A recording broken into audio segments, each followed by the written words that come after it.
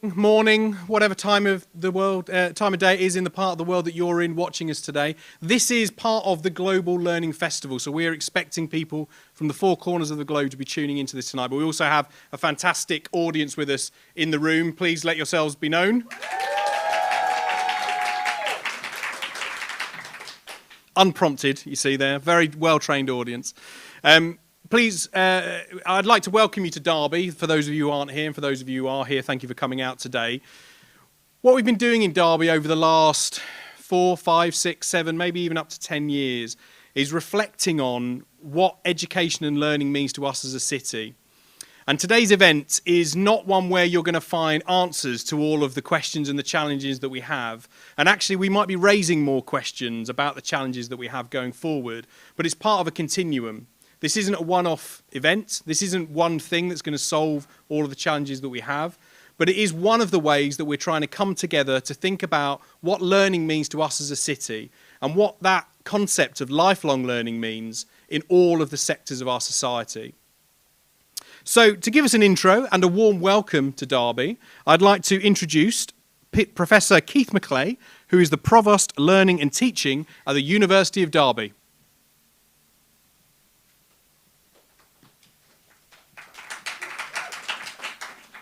Hello, my name's Professor Keith Macleay and I'm the Provost Learning and Teaching here at the University of Derby. And it's my real delight on behalf of the University's Vice-Chancellor, Professor Catherine Mitchell, and the University's Executive Board to welcome you warmly to the Global Learning Festival, and at least Derby's leg of that particular festival, which is entitled Lived Experience and Lifelong Learning, an Alternative Vision of a Learning City. Now, it's a real thrill as a Provost for Learning and Teaching to be able to see the power of the transformation of education through an initiative such as the Global Learning Festival.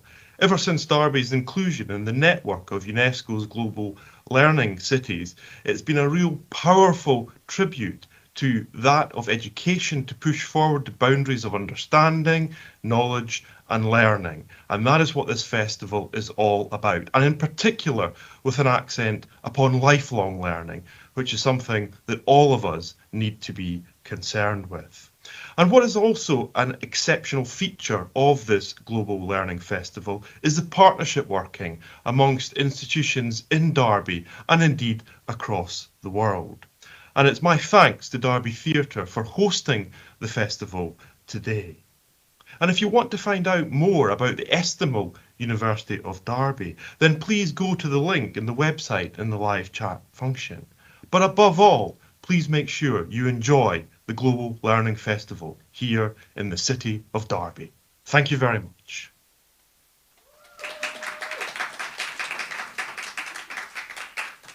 Thank you, Keith.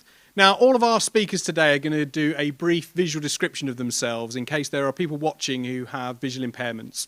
So, as my introduction, I would like to say my name's Adam Buss. I am a white male wearing a blue checked suit jacket and waistcoat.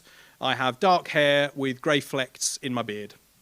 And I would like to welcome, as our first speaker, and we're actually going to invite 3 people to the stage now. So I would like to invite up Bill Esmond, Alex Manning-Jones and Simon Carnow to talk a bit about what learning is. All right. I like that, Bill. We're very much going to do this in an informal way if you're watching around the world, so hopefully you'll enjoy that as well.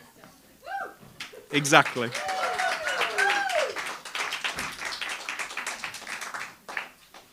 So Bill, if I can start with you, and if you can introduce yourself before you give your answer, but as one of the driving forces behind this event today, what do you think we're here to discuss, and what can we do with the discussions that we have today?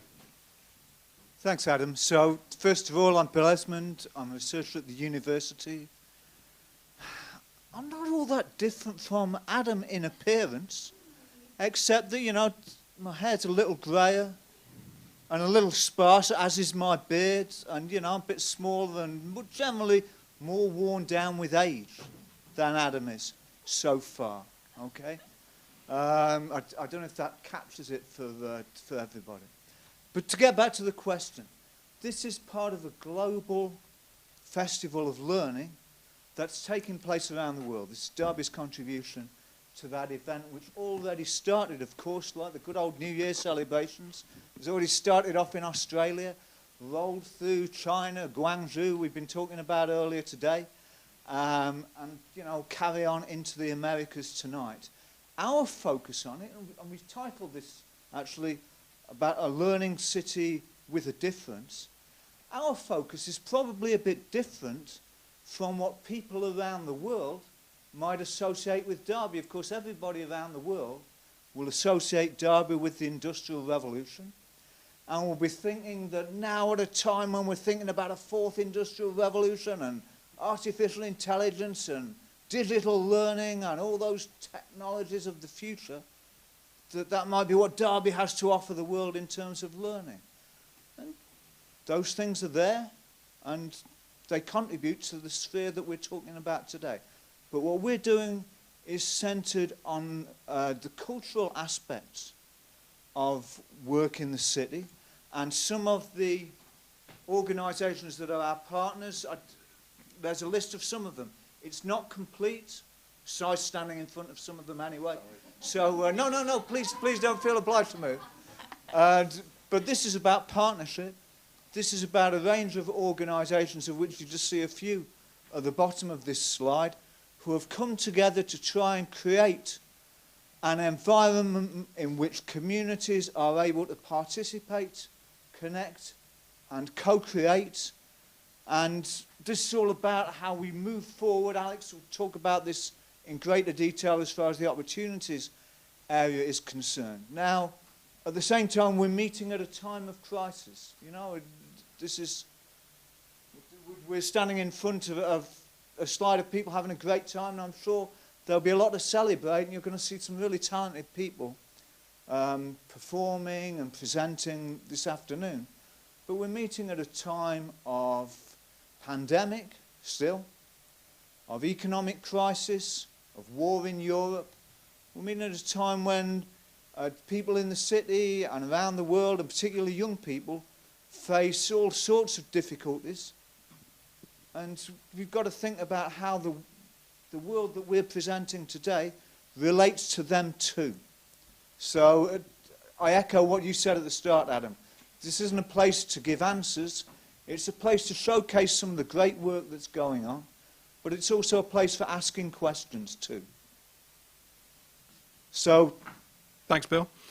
Alex, if I can come to you, you are someone who spent pretty much their entire working life looking to improve the lives of young people through learning, education. Can you sum up what the kind of key challenges are that we have in Derby at the moment, and some of the ways we've been trying to address those challenges over the last few years? Yeah. Hello, everyone. Good afternoon. Thank you, Adam. I'm Alex. I am a white female with brown hair, wearing a black turtleneck with a pink skirt. And I suppose, going to the question posed by Adam, what are the challenges facing our young people? Well, in Derby, what we are really committed to is youth voice, an authentic youth voice, to ensure that we amplify the voices of the unheard young people. So those young people that don't necessarily have their voices heard or have the opportunities to be part of the decision-making or influencing policy. Part of that has led us to believe that a lot of our young people are facing probably the same as what other young people are facing across the world. Inequalities, and that might be through their education, that might be through future employment, that might be through race, through opportunities, through culture. And I suppose, what is our city doing to stamp that out, to look at that? Well, that's where the opportunity area came. So in 2016, we were recognised as a cold spot in terms of social mobility. And the Department for Education looked at Derby and 12 other opportunity areas across the country and went, there's a way in which we can give Derby some additional money to look at a different way of approaching the barriers that a lot of our young people face. And so through that, the opportunity area began, and it's been a 5-year programme.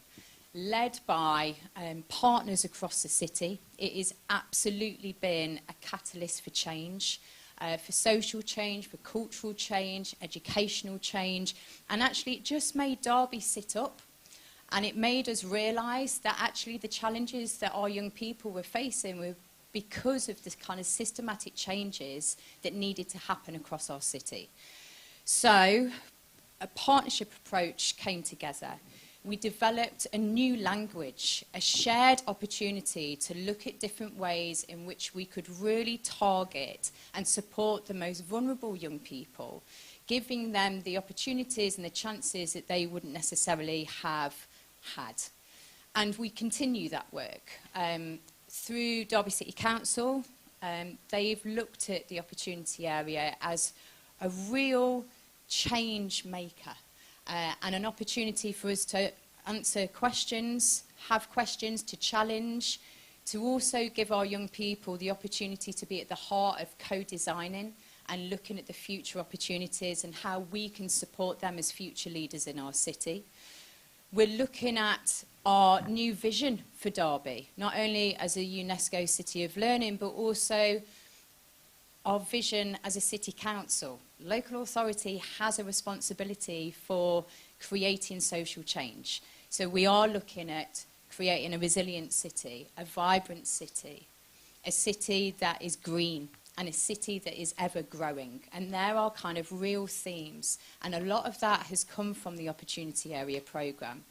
And what we've seen as one of our priorities within that programme is around the authentic youth voice, and looking at lived experiences of our young people as the experts. They are the experts within that room. And that's what we're really excited about, showcasing some of this work with you today. Brilliant, thank you.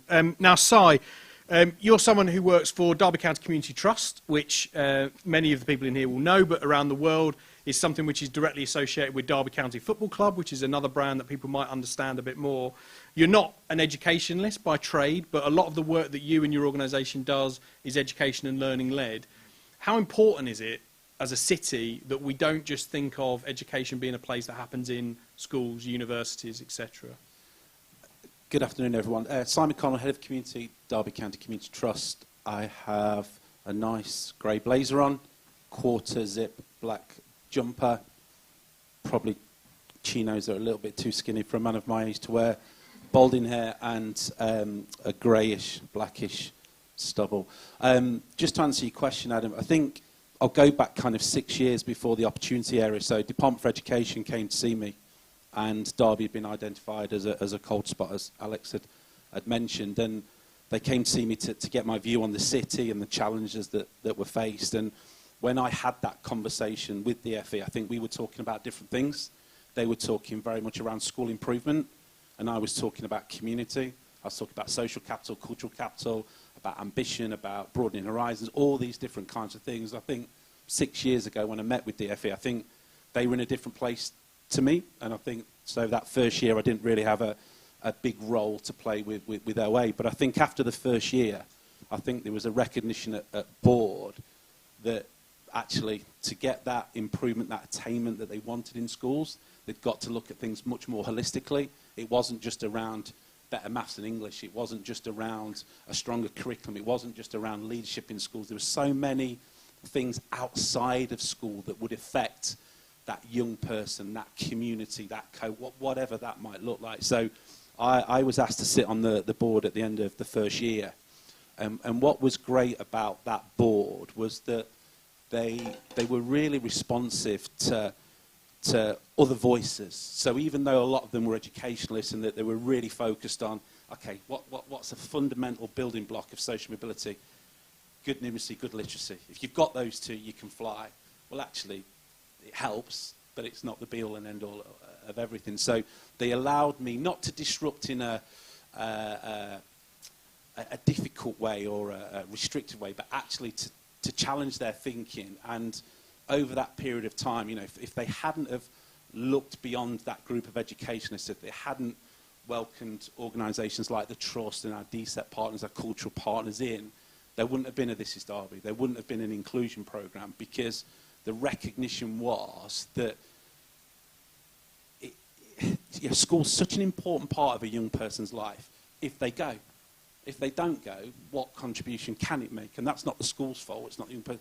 That's just fact. So what are we doing before school? What are we doing during school? What are we doing at lunchtime? What are we doing after school? What are we doing in their community? What are we doing with what happens in their weekend? How are we contextualising safeguard? How are we keeping people safe? How do we work with the family? How do we work with those communities that, you know, come into our city? You know, all those different things. And it's so difficult, it's so challenging, but it's only by having all those voices in a room, and Alex's point around youth voice is really important. It's only when you bring those people together and you allow that co-production that you can actually get into it. So the bit around me being not from education, as it were, it actually helps, because I don't need to understand that bit really, because that's what the experts in the room do.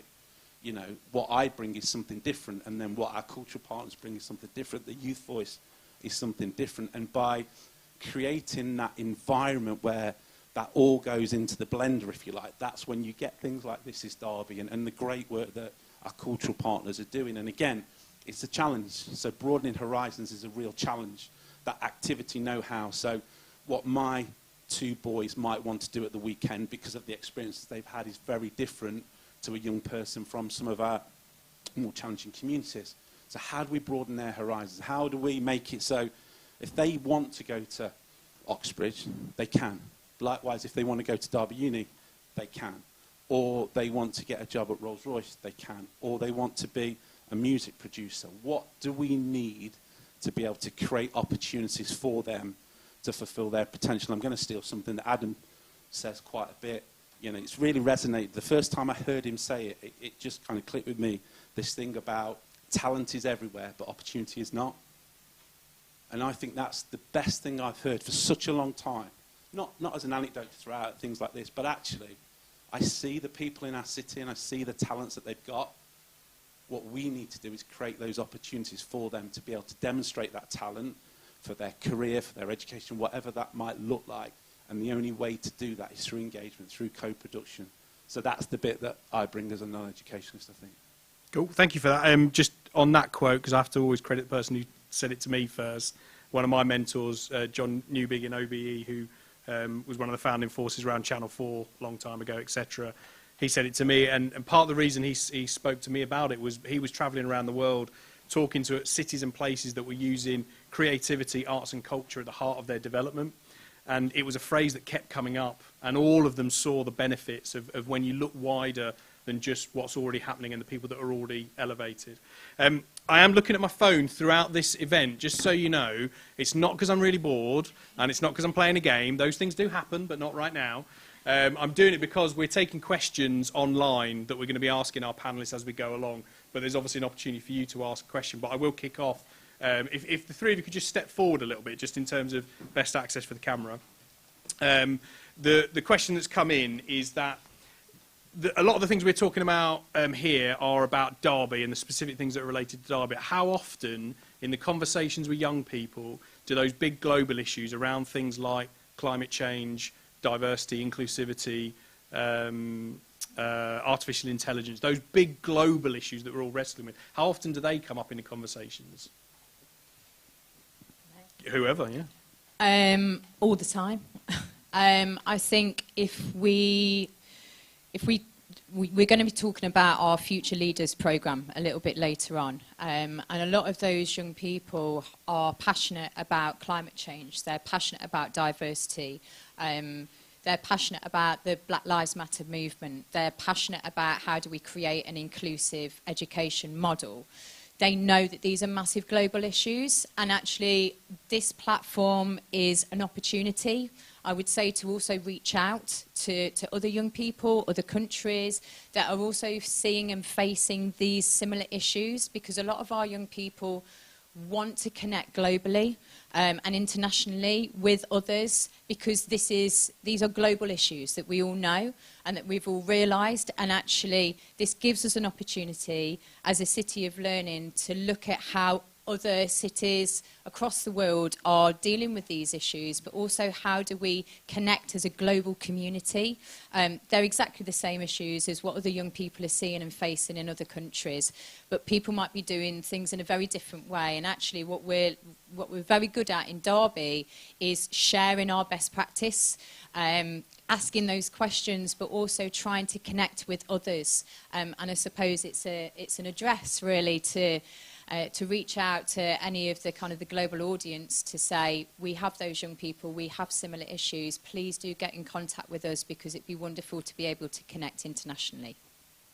Adam, just something from me on this. So last Monday, I had the pleasure of representing the city on our first UNESCO conference, and it was a World Cities Day conference. And part of that was to welcome the new cities, of which Derby is in this tranche of applications. And there were welcome addresses from all the cities. So Councillor Yvonne Williams did the video for Derby. And I didn't know this because I'd not read it, but Kiev, they were one of the cities that have just been taken on as a learning city. And they talked about where they are on their journey as a learning city. And that kind of blew my mind, that, you know, we're thinking about our challenges that we've got, and actually you've got a city there that is besieged, yet you've still got people within that city talking about lifelong learning and education and what they can do to contribute. So the point around sharing that practice is how we can help others, and how we can take inspiration and good practice from them. And, you know, it was an amazing sort of 3 hours, and just to see the breadth and depth of other cities and similarities but differences. But that's not to mean that we speak to one and not another. It's to really learn from them. And what I've also had is, because we submitted the application on behalf of the city, you know, a lot of people have already reached out to me. So I had an email only, I think, Tuesday, Friday last week, from an academic in Norway that wants to talk to us as a city around our journey around UNESCO, the why bit. Why are you doing that? Because they're thinking about that maybe next year, and they want us to share with them, you know, what our thinking was, but also for us to kind of get an idea of what their vision is for their city, and other things that we can learn from them. So although the world is a big place, it's really not that big anymore. Yeah, you want to reflect, Bill? So we're talking about this as a festival of lifelong learning, the idea that people are going to learn throughout their lives, and yes, that's really important. There are sometimes issues about, do people need to keep learning in order to stay in work, or in order to be able to cope with everyday life, that some people may find less attractive. But although we're committed to lifelong learning, we particularly want to speak to and to listen to young people, because they are the people for whom life is about looking ahead of them rather than looking at the ground under their feet.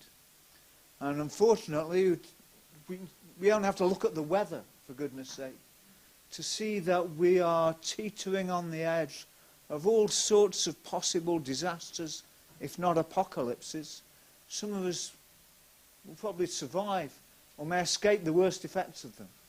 But in terms of where the world economy is going, of where health around the world is going, of where inequality, as Alex said, around the world is going, the threat of war and all the dangers around us, young people are the ones who have to take all that on board in their lives. And so it's really important at an event like this that we want to listen to, we want to engage with young people as a really central part of what we're doing.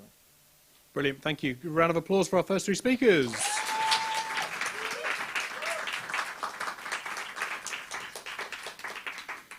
Yeah, and I think what we've reflected on already is that a lot of the things we're going to be talking about today are real challenges, and actually there's quite a lot of pain and challenge in some of the things that we're talking about. So it's kind of an overarching trigger warning, I guess, is that we are going to be confronting some of these issues, but we're going to be confronting them in a way that hopefully gives some hope for the future as well.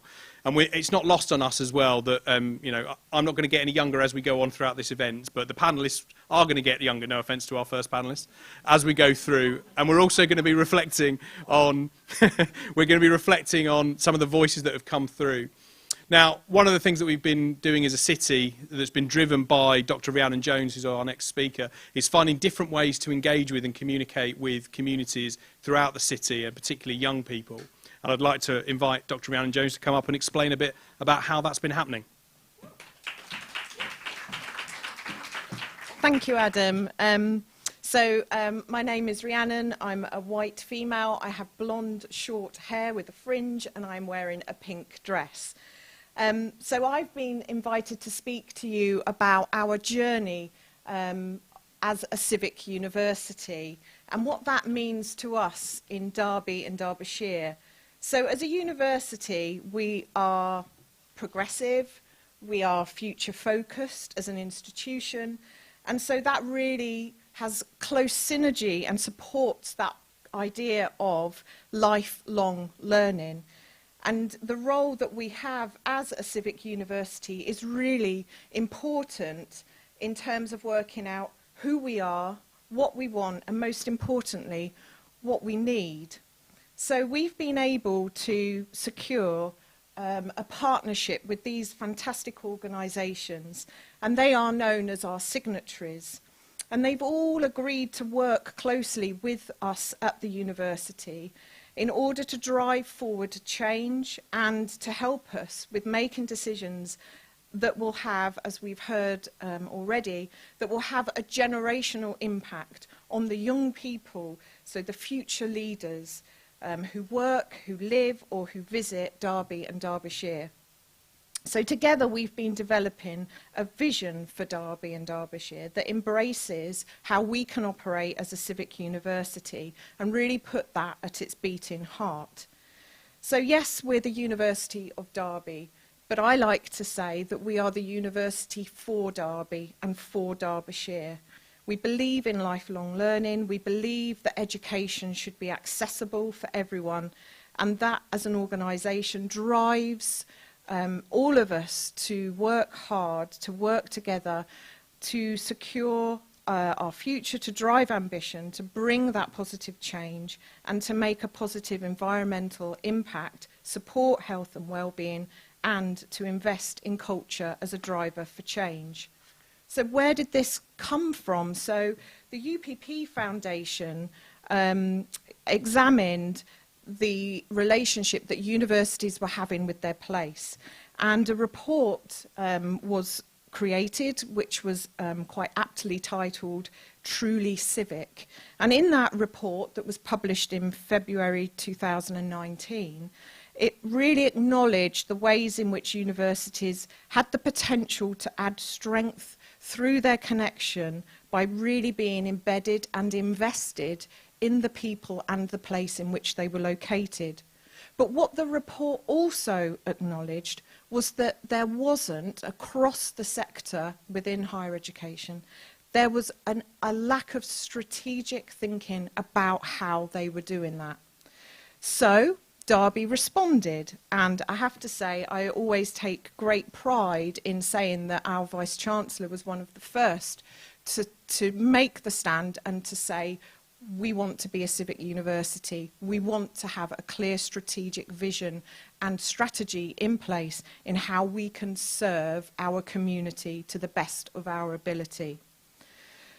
So the signatories, alongside a whole host of other communities and partners that are ever growing, we are working together to try to find ways to really think about the impact that we can have, not just in the immediate, but in the long term. We've got fantastic examples that we'll be sharing today that really show that civic impact and activity that's happening. So for us, we had this report, and now it was about understanding what it meant to us.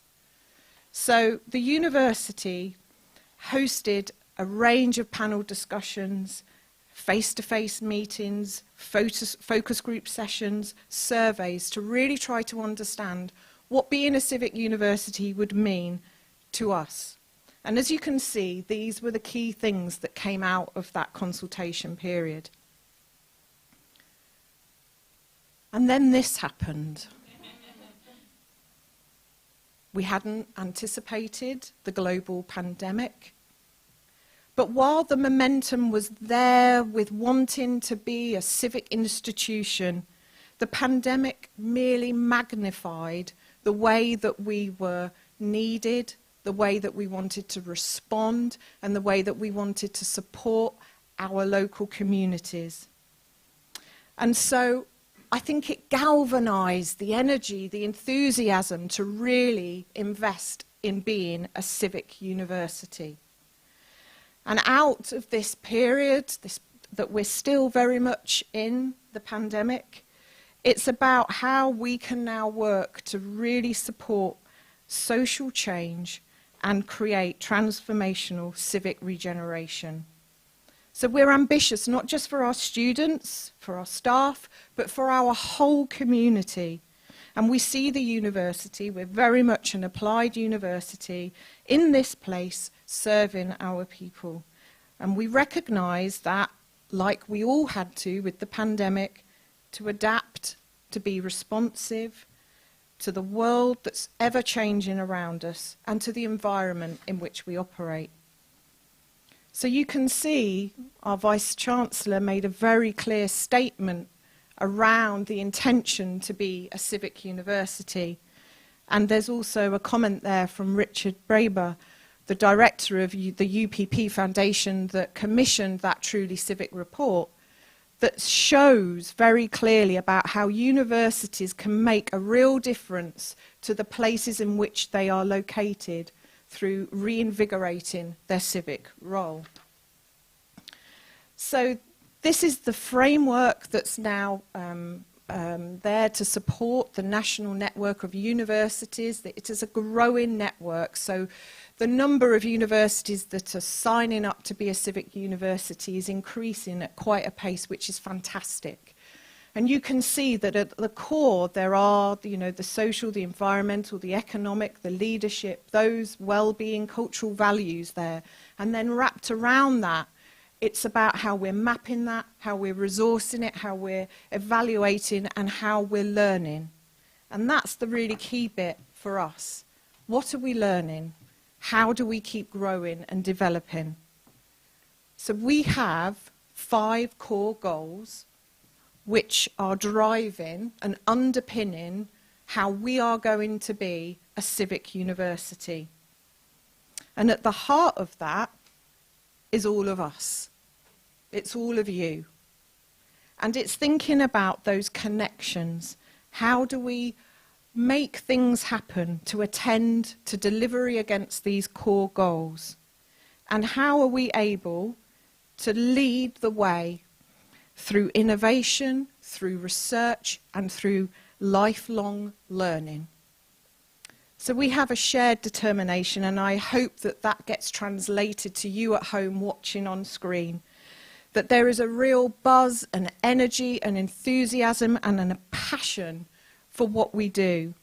And we are thrilled to now be a UNESCO City of Learning, because that just emphasises everything that you will hear from colleagues today.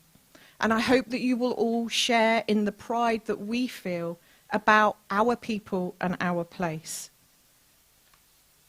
So I just want to remind myself, all of us, that this is a journey. It is a journey we're on. And it's about how we seek out that social and transformational civic regeneration. And like all journeys, we don't always know what's just around the corner. But our aim is clear, our objectives are clear, and we are, I can say this wholeheartedly, we are embracing this new adventure and the new opportunities being a civic university allows us to have. We recognise what's been achieved, but we also know that there is a lot more to be done. And this, I think, is embracing the ethos of the journey of lifelong learning. Thank you.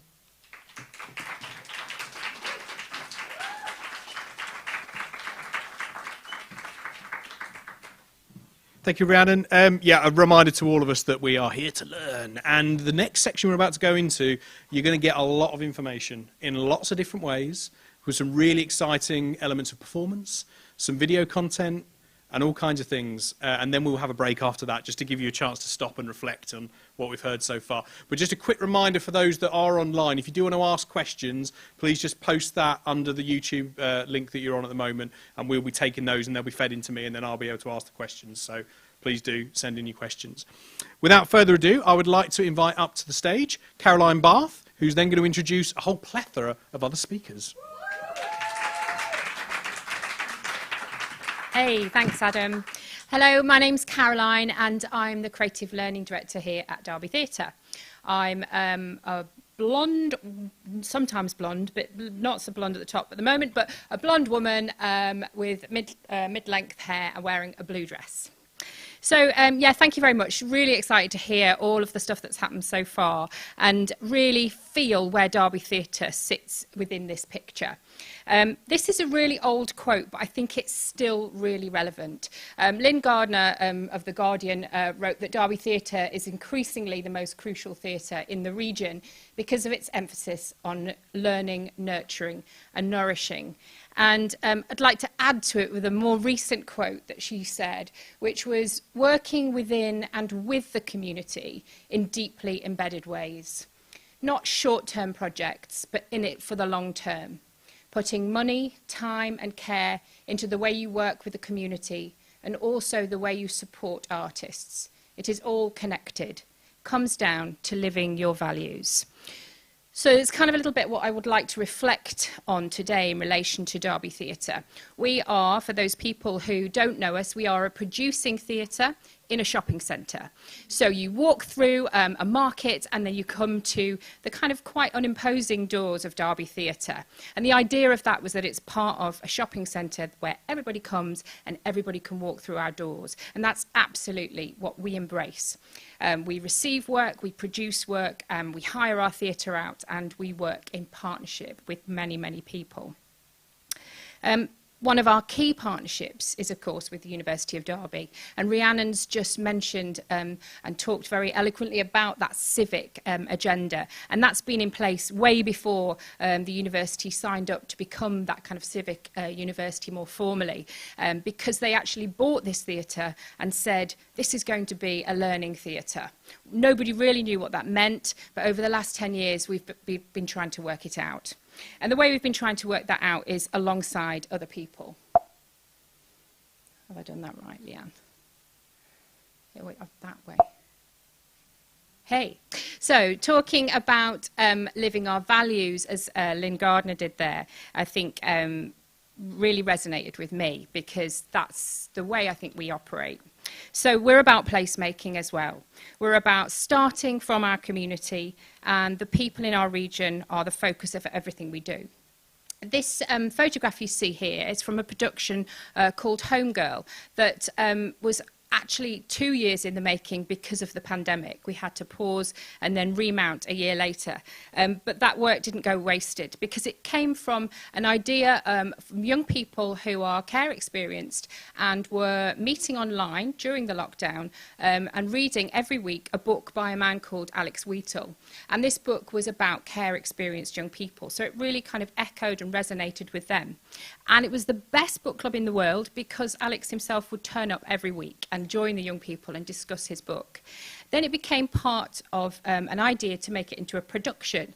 So young people were involved in every step of the way. So this is just kind of illustrating the way in which we co-create. Hopefully it gives you a little bit more of a flavour in what we actually mean.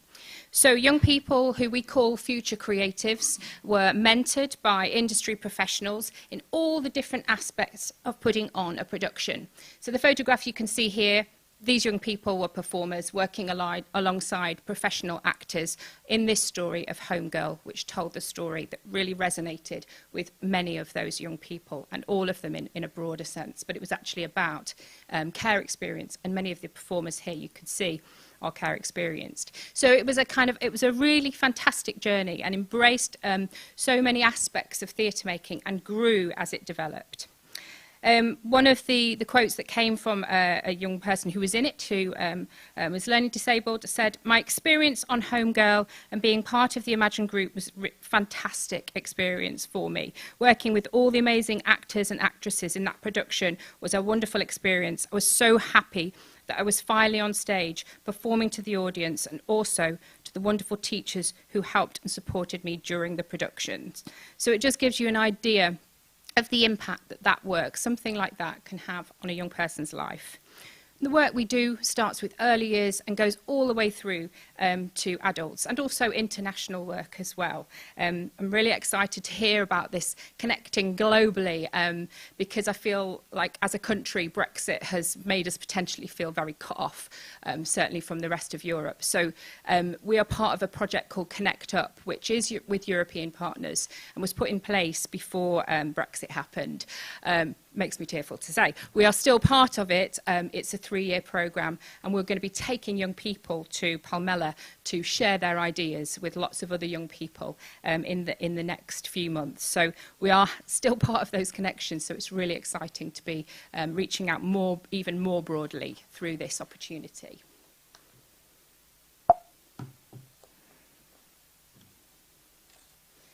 So partnership, we've talked about partnership already. It's really important to us. Derby Theatre is part of Derby's Cultural Education Partnership. You saw that DCEP, as it's known, was one of the signatories on the Civic University.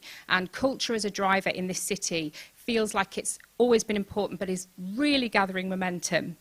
DCEP, as I said, is the Cultural Education Partnership, and we are here to work with young people to enable them to work to the very best of their abilities and thrive and make choices, empower them. What do they want to do in their futures? But we also work with partners through sport, with teachers, with schools, with communities. It's very much a larger partnership. Charities that work and support young people as well. And what's exciting is it's now kind of written into our core work. As DCEP, we all have this as part of our Arts Council funding, that we take this work forward together. We've been really successful in getting project money, so it's kind of delivery, there's lots of work happening, but it's also a strategic vision for the city, and young people's voices are extremely important in that as well. There are specific events that we hold to give those young people a chance to say, what do they want to have? What do they want to see in our city? How can the work of our city be more representative of all its communities, not just a few? So the project that I mentioned earlier that Homegirl was part of is called Reimagine, and that's a really great illustration of DCEP's, one of our partnership projects. Earlier this summer, we enabled young people to reimagine the city. And this photograph here is where we took over a building called the Tram Shed, which has got no electricity, no toilets, like we had to bring in a generator just to kind of turn the lights on. So it was an amazing opportunity for young people to start with, not actually a blank canvas because it's an amazing building, but they said, this is what we want to do here. They were the producers of that project. They were singing, they were performing, and they just completely reimagined a dead space in the city and made it part of this, as Alex said earlier, like the vibrancy of this city through culture.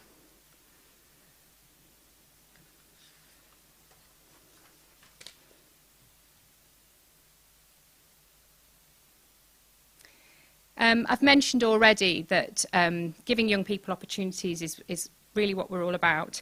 And as you can see from this picture here, obviously, as a theatre, we've got so many ways in which we can support young people into careers and pathways. It's not just about performing, it's about the technical, it's the backstage, it's the marketing, it's front of house, it's fundraising, it's all of those areas. And literally, as we speak in this room and another room down the corridor, a member of Derby Theatre staff is delivering to some of our undergraduate students and telling them about their job in the theatre. So many of our students come here thinking they might want to be an actor, and they leave actually wanting to do something completely different, but still within the creative industries. So it's broadening out and understanding that there are many career opportunities for young people in not just theatre, but in all of our partner organisations and the cultural industry. It is a real future for people.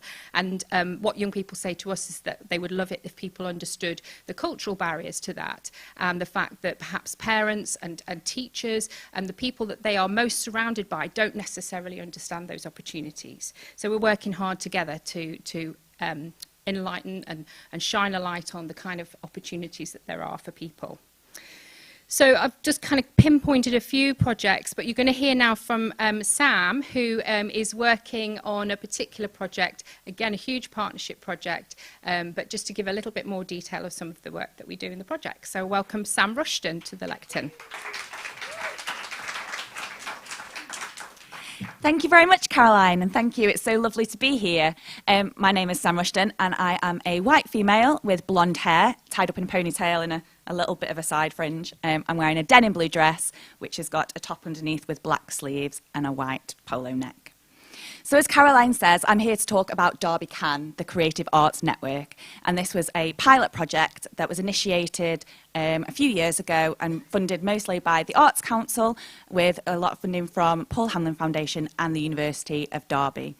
And this project was set up because there was an identified need that communities weren't at the heart of being in control of producing what work that they wanted to see, what arts and cultural activities. And so this was set up to be able to create new relationships and ways of working, linking the city's council's cultural strategy, increase the role of culture within city visioning and planning, and be a new model of co-curation and co-creation production, expressed in a variety of formats, which I will very quickly try and touch on, but there has been many that I'm pleased to report on. And a shared commissioning framework between all partners in the Can and set out in the Derby Way. I think that's something that we're here to highlight today as a global learning festival, that the Derby Way, we hope, is a framework of how a city can embed not only to platform the talent and the opportunities that are here, but also how we work together, enabling different careers, legacy, and pathways for those opportunities and those people to thrive. And at the heart of that as well, it was increased participation and increased participants.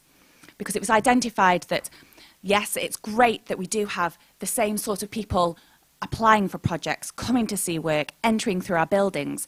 But how do we make those links with those diverse communities, with those people that feel marginalised or those cultural barriers? And how do we work with people to say, OK, so what is that inhibits your access and what can we do to help make sure that each of our buildings are representative of the people that are surrounding them. So some of the ways that the Derby Can Network has tried to increase participation and put these opportunities out for all is we've created city hubs. And within this is the main framework of how a producing hub works, that the community are in charge of what they want to see happening in their hubs. So it's not these large institutions that are saying, this is what we've got on. If you want art and culture, you have to come to us. It's about them going, no, we want to see more of this in our area. We want to be involved with more of that. And as part of that as well, we take people around the city to see different touring models of theatre, art, dance, visual exhibitions, so they can understand a flavour of what might be wanted in their area and they can have it in their hubs. We want to develop artists, as it's been alluded to several times. There is so much talent in Derby, but not even everybody knows to call themselves an artist, or those that do don't know how to have those opportunities to get that first step on the ladder. So working with all these wonderful organisations to be mentors, but also giving them a commission to be able to go into the communities that they want to work with and co-create projects with those communities. So artist training, but with a real tangible project at the end of it that they can be in control of with their communities. Community leadership, we've got several skills and development sessions that we work with our partners with. So maybe that's visual arts at Quad, maybe it's dance at Dada, or maybe it's working with several other areas of the city of Derby. Maybe you want to learn about being a producer. Maybe you've heard the word stage manager, but you don't know what one is or what one does. And we want to be able to say, OK, you tell us what your needs are, and we will help you to fulfil them. skills and talent development and discovery, training and mentoring, and partnership working. And I think the one to highlight off there is discovery. And where it fits into lifelong learning is not only the skills and talents to develop a career and to see where you're going in the world and what words of wisdom you can impart on other people, but it's also self-discovery. And I think CAN, I should say, is a project for people 18 plus. And what sometimes can get lost as we grow older is the ability to play. Play is so vital. It's not just being silly or expressing yourself. It's about discoveries of who you are, what your place in the world is, what your likes and dislikes are. And just because we finish formal education shouldn't mean that we don't get a chance to access all these cultural and wonderful artistic opportunities in the city to see what speaks to us and what applies to us. So why are we doing this? Just as a little summary before I stop talking with all the boring things and you can see and hear some of the living, breathing projects that are happening in Derby. Engagements with artistic and cultural practice. So we don't want the buildings to be seen as some kind of ethereal place where you go, you sit in an audience and you see something happen. We want you to question, understand, see how things happen in a building and be part of influencing those decisions as well. So not only do we want work happening out in the city, but we want your voices to be confident and to represent the things that happen in the building as well. And so shortly, one of our Derby Can artists, Ruckus, is going to be talking, and we're delighted that we're working with him to commission a new play that will be on the stage here at Derby Theatre next September. We want it to be a mechanism to achieve a genuine model of co-creation.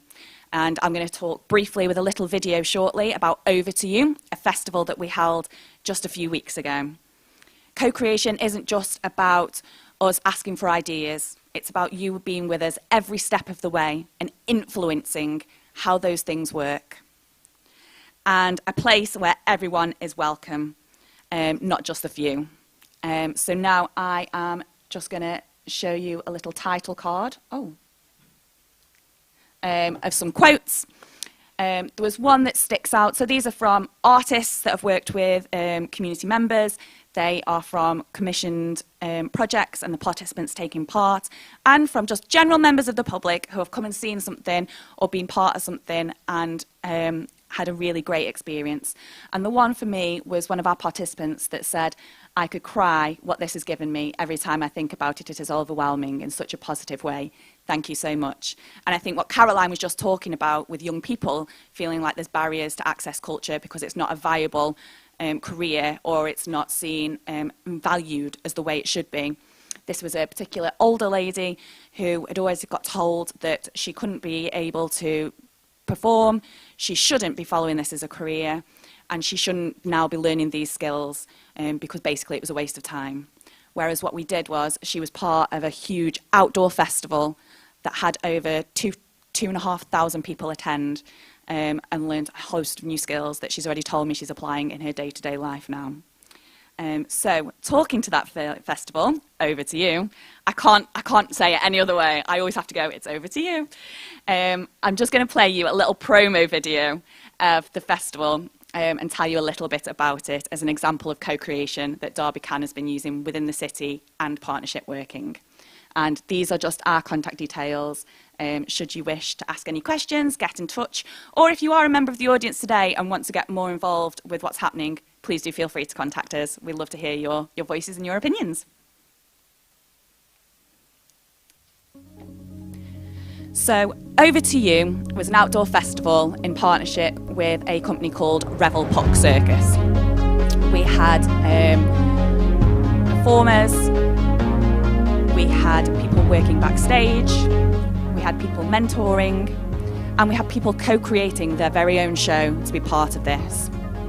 And these are some of our co-creation artists with their show that they titled Made by Us. So each day, each performance, there was 2 parts. We called it our double bill. The first part was local members of the community. Some members of the community were people that we already engaged with.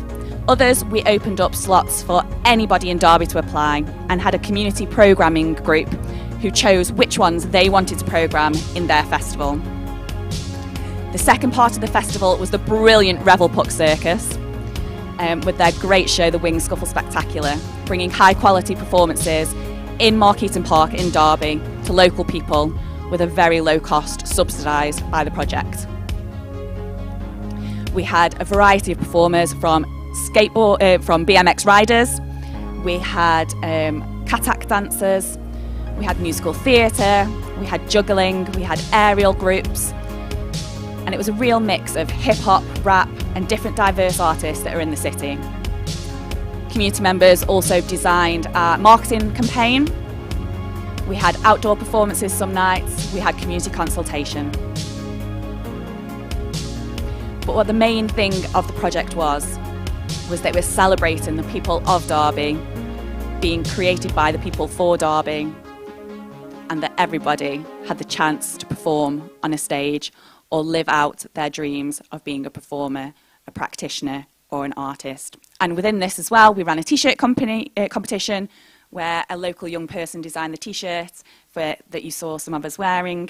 And also we tried, where possible, to connect with local businesses, the shuttle bus service for access to the park if it was inaccessible to people, and also a local printing company to really harness the partnership working and the talent that is in Derby.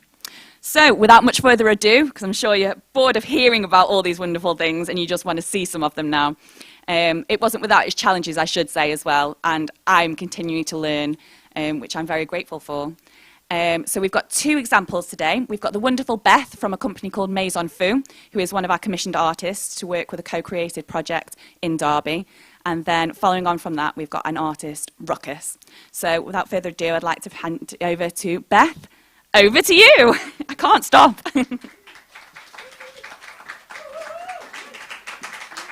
Hello. Just get settled. I'm Bethany Sheldon. I'm Artistic Director of Maison Fou.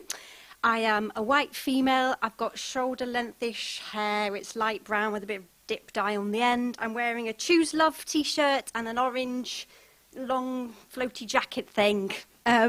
So hello, as I say, we're Maison Fou.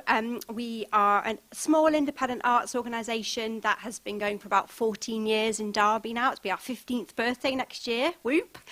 We're an associate artist of Derby Theatre, who you heard from earlier, and we're also a consortium member and a commissioned artist from Derby Can. We're also a proud theatre company of Sanctuary. This means we work with, support and empower people seeking sanctuary in the city, but also throughout the UK. People seeking sanctuary means people that have either refugee or asylum seeker status. As a company, we exist to make theatre, art and community happen. So when I was invited to present at GLF, I was very excited. And then I was told you've got a 5-minute slot. And I was like, what? I've got 5 minutes to tell everyone about the whole of our project. Okay. So I took a breath. I took a step back. And I said to myself, if you could pass on just one bit of knowledge and learning about co-creating with communities, what would it be? Because that's all you've got time for. So today, I'm going to talk to you not about the process of our project. I'm going to talk to you about before the project even began.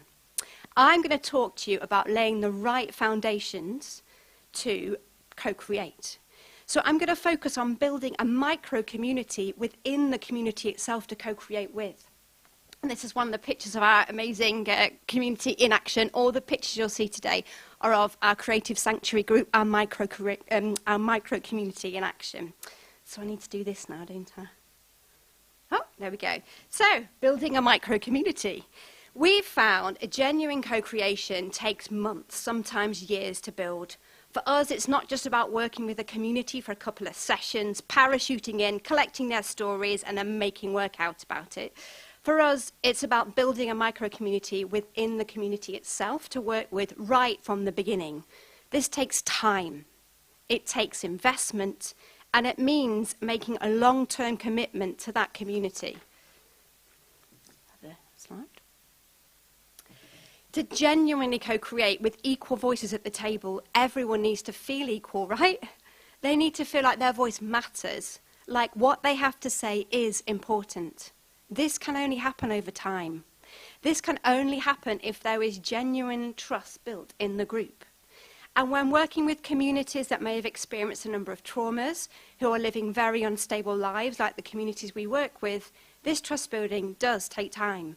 You need to prove you are committed. The relationships need to be genuine. You need to be present in people's lives. You need to become their stability. So let's fast forward. Let's imagine we've built our micro community. We've met regularly over a number of months. We've got to know one another. We've built trust through a number of shared experience together. We've discovered over time, and these are important keys, we've discovered what each other's passions and interests are and what people in the group are experts in. If we know the group's passions and expertise, then we also know a genuine seed and starting point for co-creation. We're not imposing that starting point on people. Discover a community's expertise and you will bring an empowered voice to the table every time, I promise. And this is our group at the end of the project, on one of the last days of the show. So our Derby Can Commission project, A Seat at Our Table, there's the flyer in the bottom corner, was co-created with our Creative Sanctuary group, our micro-community.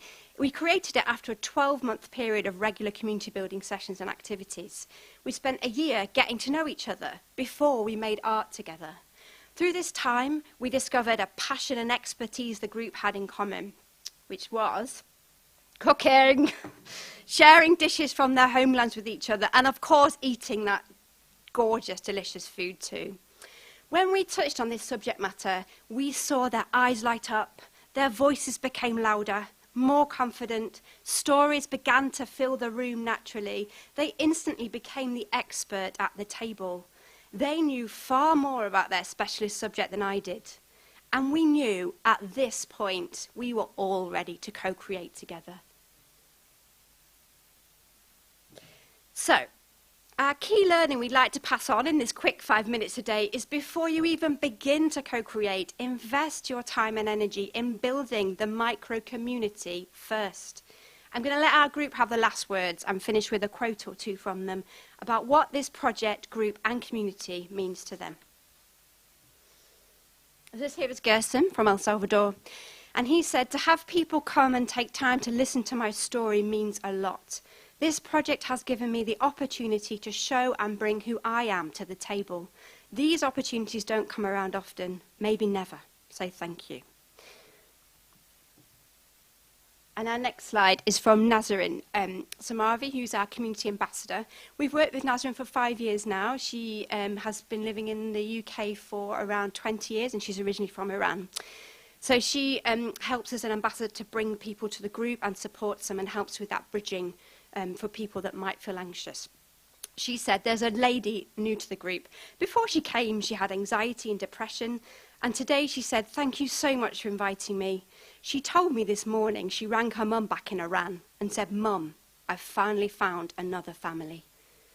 For me, these two quotes say everything community co-creation is to us and should be when done with the community. And that's it. That's my 5 minutes. So thanks for listening. I've been Beth from Maison Fou. If anyone wants to chat further, here's a way to connect us, or you can always connect to us through Sam and Caroline. Okay, thank you.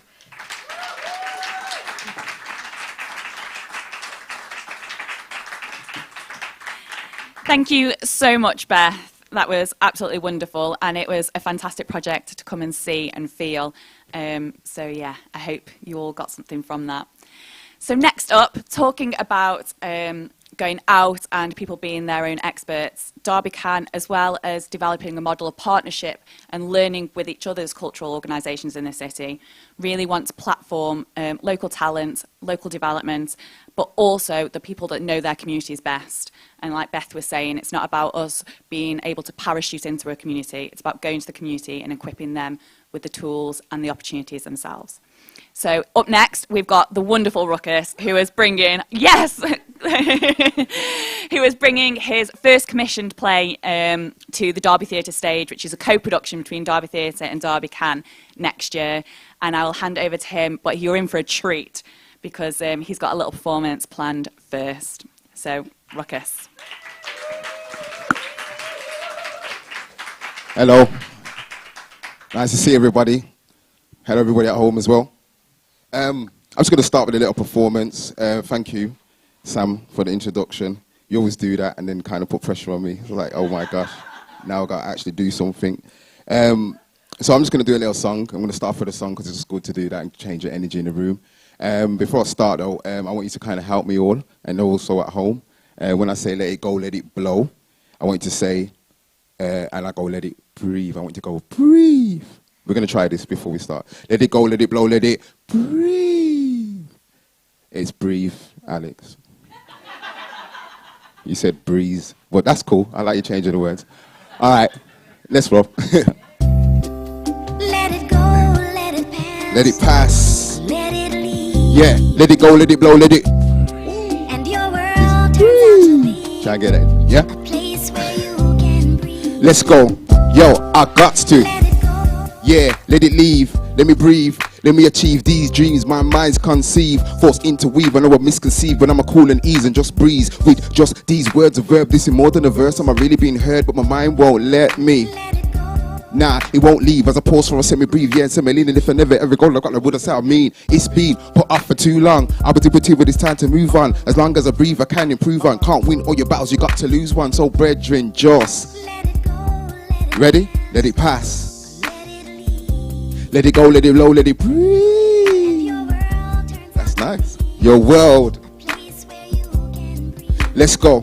Yo, I got to. Let it go. Yeah, let it leave. Let me breathe. Let me achieve these plans my mind's conceive. Forced interweave, I know I'm misconceived, but I'm a cool and knees and just breeze. With just these words of verb, this is more than a verse. I'm really being heard, but my mind won't let me. Let it go. Nah, it won't leave as I pause for a semi-breathe, yeah, and semi-lean. And if I never give it all, I got the word I semi-mean. It's been put off for too long. I was too, but it's time to move on. As long as I breathe, I can improve on. You can't win all your battles, you got to lose one. Let it go, let it pass. Let it go, let it blow, let it. And your world turns out to be Your world. a place where you can breathe. One more time. Let it go, let it pass. Let it leave. Let it go, let it blow, let it. And your world turns out to be And your world a place where you turns out to a place where you can breathe. Let it go. let it go. Let it go. Thank you.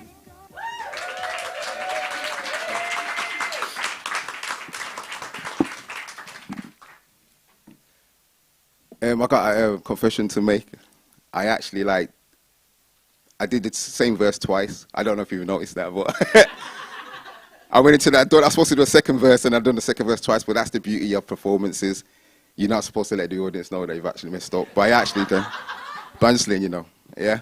And for those at home, I clocked that. Yeah, I did do it twice. I did the same verse twice. But okay, so I was invited and asked to speak. I don't really do, even though I'm a performer, I don't really do a lot of speaking. So I kind of wanted to explain my journey and what I feel about co-creation and the fact of I've just been given an opportunity to do something that I love and how that came about. So my name is Ruckus. Description, white hat, long hair, dreadlocks, grey and white top, chain, and grey trousers, grey trainers. Yeah, boom, that's it. So, sorry, I'm going to read, so make sure I'm concise. 5 minutes, cool. My name's Ruckus. I'm a music artist, music producer, and also a writer. I'm also the co-founder of an arts company called Baby People, and I've been based in Derby for well over 20 years as a tutor and a workshop practitioner. I also am a co-founder of a community arts collective called Trinity.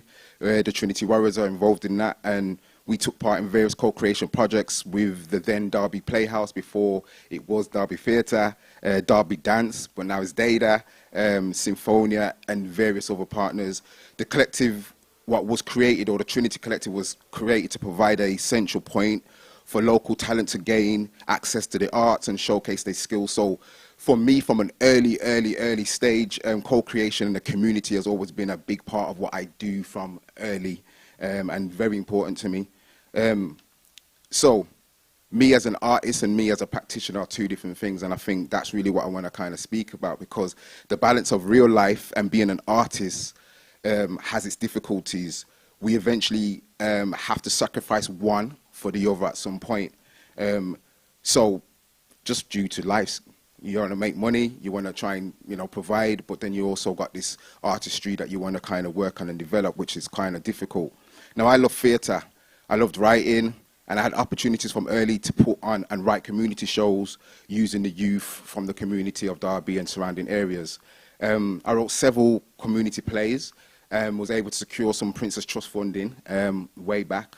I think it's called King Trust funding now, to put one of them on in the community. And we did a community show called Seven Sins, and was actually invited down to the palace by the now King to perform some of that with some of the youth from Derby. I always dreamed about doing and dabbling in theatre, and I guess there was never a clear-cut opportunity or time for me to pursue it on a deeper level because of my music career and going into music and the path that it took me down. Until a few years ago.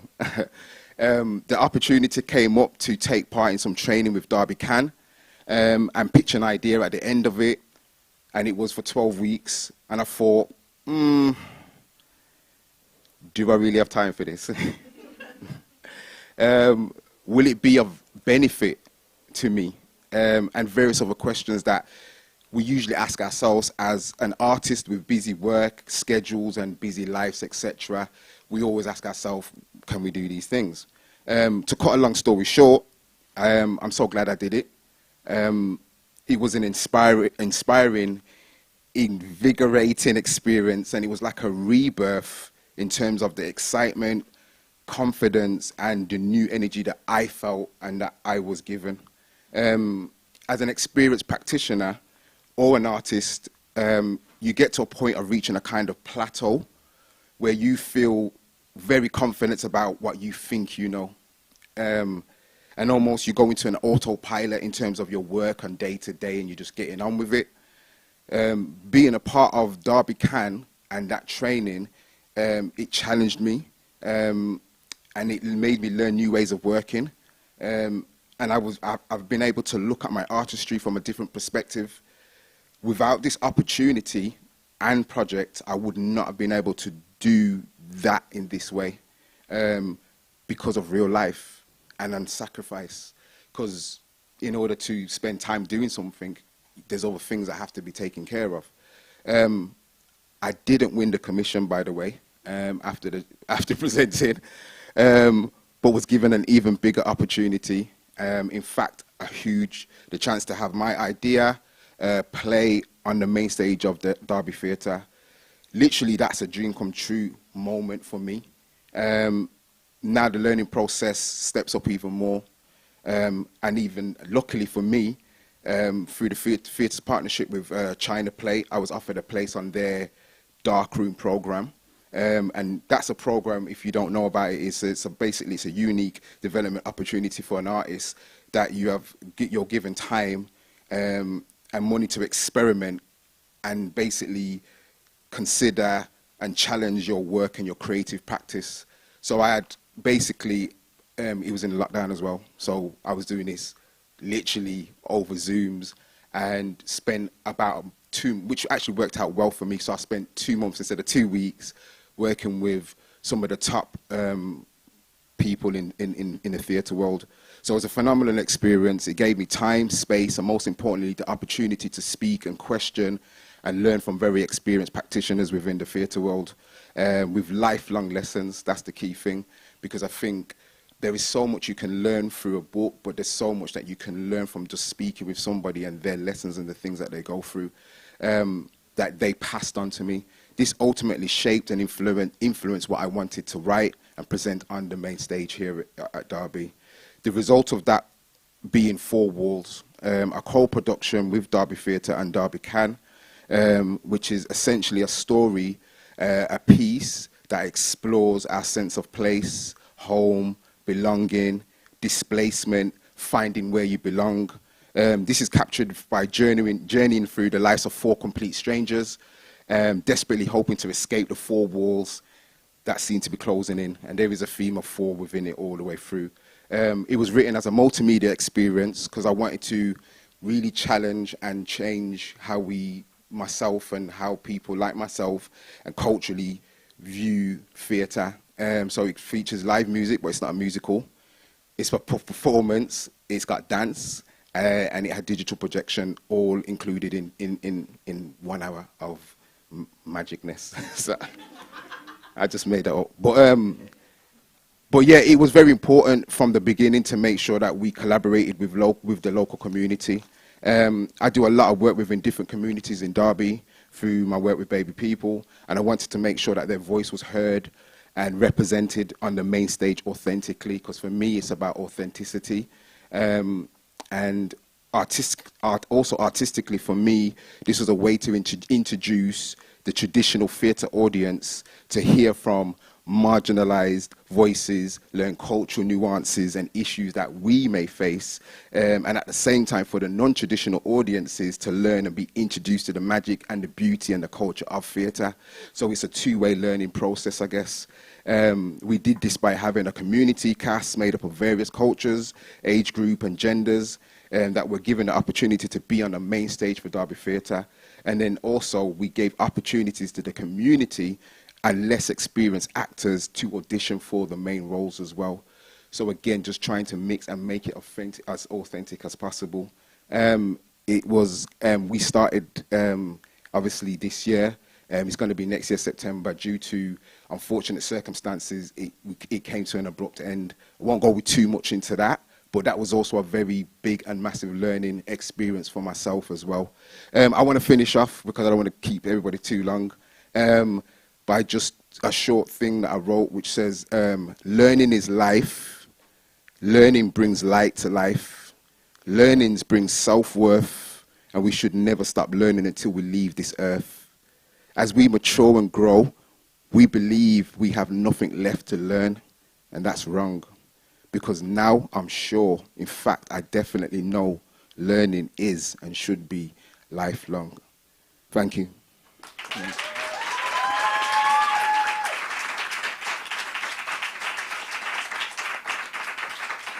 Thank you. Thanks, Ruckus.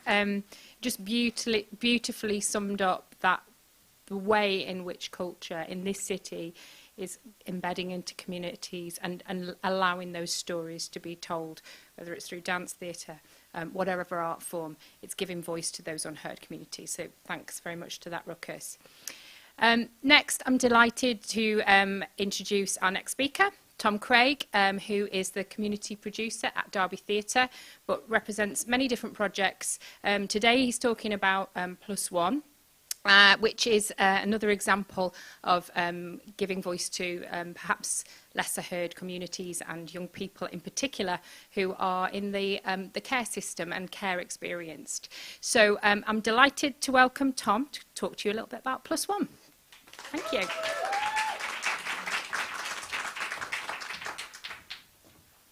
Hello, good afternoon, everybody. I'm just, I don't know, really inspired by hearing from Sam, Derby Can, Beth, Maison Fu, and Rook as well. A pleasure to be here this afternoon. So, as Caroline said, I'm here to talk to you a little bit about Plus One, more specifically Odyssey, which I'll get into in a moment. The example that I'm going to be talking about and providing today is a little bit of an insight into how co-creation, that's professional artists working with communities, young people more specifically, can provide a platform to inform and inspire the culture of the city itself. Plus One is the cultural gateway for care experienced young people and families within the city of Derby. And we have lots of different strands. Plus One, you can find out all about it on the Derby Theatre website. But as I said, today I'm going to be talking about Odyssey, our latest performance project, which worked with over 75 young people and families across the city of Derby in a fairly short period of time, over around 3 months, and also working with our other partnerships as well through DCEP and also the University of Derby. Odyssey is a live virtual reality audio play experience. What the heck is that? So what I would like to do first of all is just show you a quick film that I think can obviously explain what the heck that is a lot better than I could explain it. And then I'll kind of go into our process and methodology when curating the project. So I believe, if I do this. We've got some fresh new young talent doing some things that I know you haven't heard before. 1, 2, 3, listen. Odyssey, which is a virtual reality live audio play experience, has been made over a 4-month period working with care experienced young people and families who have taken part in virtual reality curation workshops and also creative writing workshops. So we're actually using bespoke software that we've programmed at the University of Derby to implement what's called ambisonic surround sound, and we've got like an array of speakers that go around the audience, so while they're exploring, they're actually also exploring the soundtrack. I loved it. It was so wonderful to see these really visual environments capturing the emotions and the feelings, so it felt really transportive. The piece is very impactful to watch, to hear those stories and to hear those words. But probably more than that, there's the impact for the young people who took part in it. Big, massive thank you to all of the young people and families whose work has contributed to making Odyssey such a fantastic piece. When you go for the hardest times, I was there when you really need it. I guess life's a blessing, say to the fools their heart is bleeding. So that was a little glimpse of Odyssey. Yeah, so I mean, I'm just kind of, I've made some notes, so I'm going to go through it. Yeah, thank you. So the piece started as a response to a needs analysis, which we carried out to gauge the interest of young people involved with +1 and their response to engagement with culture and art in the city of Derby. Residential settings, which were previously uncharted territory for +1, had a real kind of rough relationship, turbulent, I would say, in terms of opportunity, getting involved in the opportunities that +1 was offering, and I wanted to know why. Obviously, not every young person wishes to engage with creativity, and that's absolutely fine and obvious. However, could we, if we align the interests of young people, engage and provide cultural enrichment? Could we provide an opportunity for our participants to be represented, heard, and possibly, hopefully, do it in a creative way? One popular pastime for all young people, but especially young people in residential spaces, is playing video games. They love it, they're obsessed with it. They are, from the moment they come home, headset on, in front of their television, playing very, very immersive social video games. And this, I felt, was our way in. What if we could offer an immersive state of play that could encourage young people and offer them the opportunity to create without fully committing to the idea of art, theatre, music or dance? Firstly, myself and digital creator John Wall from virtual reality company MBD began running virtual reality workshops in both residential settings alongside open workshops that we held here at Derby Theatre for both young people and their families. These workshops had no objective, just turn up, try on a headset, and if they wanted to, they could paint. Once in a virtual environment, there were no rules. You could draw all over the walls of your residential living room, paint suspended in space, create huge cities, which every time they did get demolished and covered in rude words that John and I had to very quickly erase before young people and their supporting adults saw. But then John offered the opportunity to design their own bedroom. What would be inside? How would it look? And if there were no limitations, where would that bedroom exist? It was at this point that we were then joined by playwright Simon Marshall and Nigerian spoken word poet Ndukwe. And as we all began, the playwriters then began to start to ask some questions. At first, the usual kind of probing facilitation questions, which are obvious. Why this room? Why these belongings? How big is the giant chicken outside your bedroom window? And slowly, as the young people curated their worlds, surely their stories began to emerge. One young person, right at the beginning of the process, designed and trapped us all inside a giant Henry Hoover. And once we were all inside, they then kept referring to this space as the belly of the beast. We assembled a company of writers and performers, and alongside with all the spaces that had been designed by all of those participants and families, young people began to tell their stories. Returning to the belly of the beast, inside that Hoover, we were trapped with pennies, Lego pieces, toy soldiers, and memories that had been hoovered up whilst cleaning a room, ready for the next young person to populate it. The piece itself was beginning to take shape. MBD, the virtual reality company who designed and refined the virtual experience, worked tirelessly to create environments that complemented the journey, and our +1 performers began to create their performance too. In order for the experience to be as immersive as possible, we sought out Professor Bruce Wiggins from the University of Derby, who's the Associate Professor in Audio Engineering. Bruce designed an ambisonic rig capable of spreading the sound around a space without using headphones for a more realistic experience. And working alongside his MA Audio Engineering students, they then went on to audio engineer the actual live performance. Musical composition and sound was co-created with our Plus One company and care experience composer Lucy James. Lucy's talent and compositions were instrumental in not only accentuating the audio play, but also through her beautiful compositions, giving it a real feeling and a real sincerity. Young people involved in our creative mentoring programme contributed songs and lyrics during their own creative mentoring weekly sessions, which again added another layer of engagement from across our Plus One programme. The piece then found its home in the beautiful Roundhouse space, which is situated at Derby College. We welcomed audiences from across the care network in the city. Producing and directing an audio play for me was a new experience, let alone conducting one whilst audience members roamed around in virtual reality headsets. I hope I've given you all an inspiration, an insight into the aspiration and outstanding work of our Plus One family. The young people and families that contributed to this project went above to not only support it, but also support their young people in engaging with the programme that we offer the City of Derby. And I'd just like to say a big thank you. Thanks. Odyssey.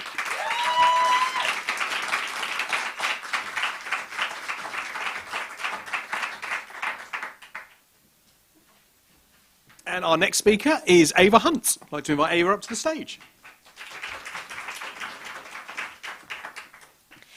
Hello, I'm Ava Hunt, and I am a white woman with shoulder-length hair, a white T-shirt and a lemon cardigan on. I'm the programme leader for the MA in Applied Theatre and Education here at the University of Derby, but based in Derby Theatre. And I'm also a practising artist, and it's these two roles combined together that offer undergraduates and the master students opportunities to work and learn alongside each other, but also in the community. This active learning model creates a dialogic participation where students and participants come together so that everyone can learn equally and engage critically.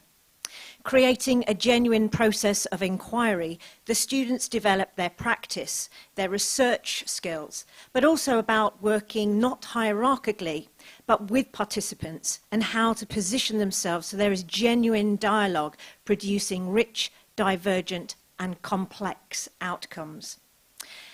So applied theatre, in case there are people who are with us in this space today, but also online who aren't clear what applied theatre means. Essentially, it's about the use of theatre and drama, to use it pedagogically, to use drama and theatre to explore social issues, to explore social injustices, health, the environment, well-being.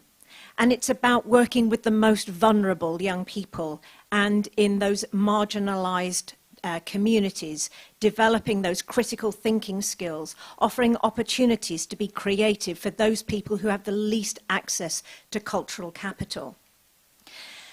So the MA is a one-year programme that starts in January, and it's very much about developing practice alongside those research skills. So studying applied theatre within the learning theatre facilitates research, and it helps to develop practitioners, helps students to create strong relationships with practitioners, teachers, children, young people throughout the city, the region, nationally and internationally. And the programme is actually attracting people from around the world, and this again means that our learning space is an incredibly rich and diverse space. And the programme's been running for 3 years, and some of our alumni are now working as freelance artists. They are empowered drama teachers, and some of them are also going on to continue their research at PhD level.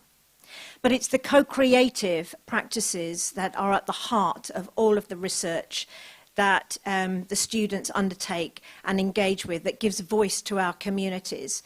And this methodology propels new lines of inquiry while offering rigorous and reflexive processes. Today, 2 of our MA students are going to share with you their research. Both of them are teachers. Hannah is a secondary school drama teacher who will be sharing her work researching the impact of virtual reality, strange sounds off stage, and also Onie, who will be sharing her Mantle of the Expert Dorothy Heathcote project in a primary school. And if you'd like to join us at the symposium tomorrow, this time tomorrow, please tune in, go to the Derby Theatre website and join us there tomorrow. But in the meantime, I'd like to hand you over to Hannah.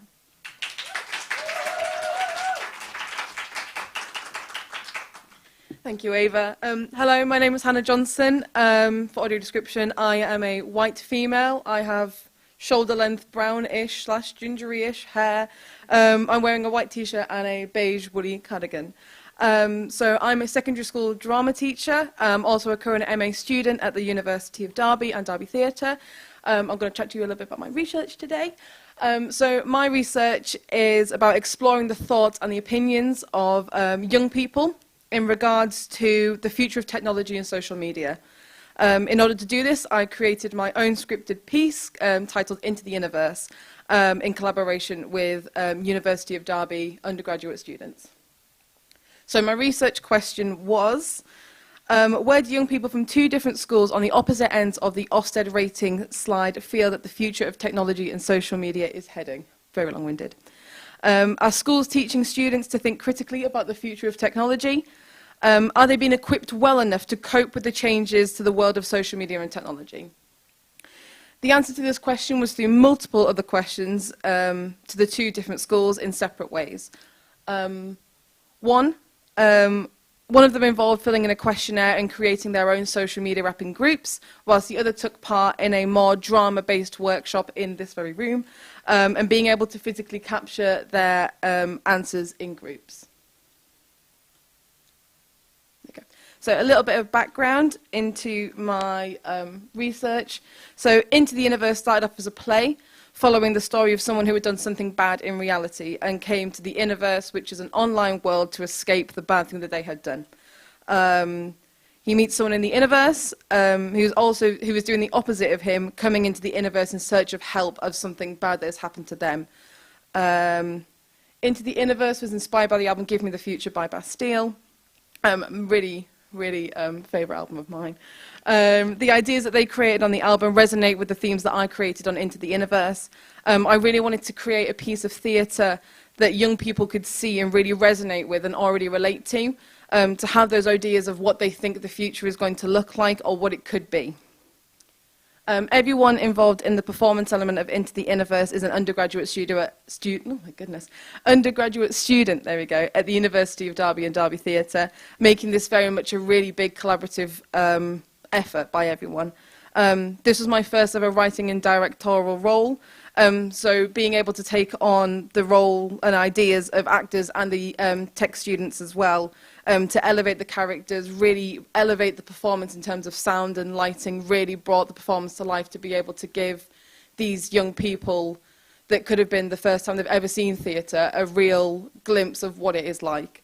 The actors, they came to me with so many incredible ideas on how to elevate their characters that I actually ended up writing 2 more pages to really give those characters a backstory so the audience could really relate to them. The audience were populated by GCSE students from 2 Derbyshire schools, specifically picked for my research. The reason the 2 schools were picked were based purely on their Ofsted ratings. One school was Ofsted rated requires improvement, whereas the other were Ofsted rating a good school. I spoke to multiple schools across Derbyshire and their heads of drama departments to see if they were interested in bringing their students along to the performance and had the students take part in 2 workshops. There was the red school and the blue school, purely based on the colour of the uniform they wear. They both ticked the boxes for me in terms of meeting the criteria of Ofsted rating and having the opposing ratings. The whole reason of wanting to do this research was to find out what young people thought about the future of technology and social media and where they thought it was going.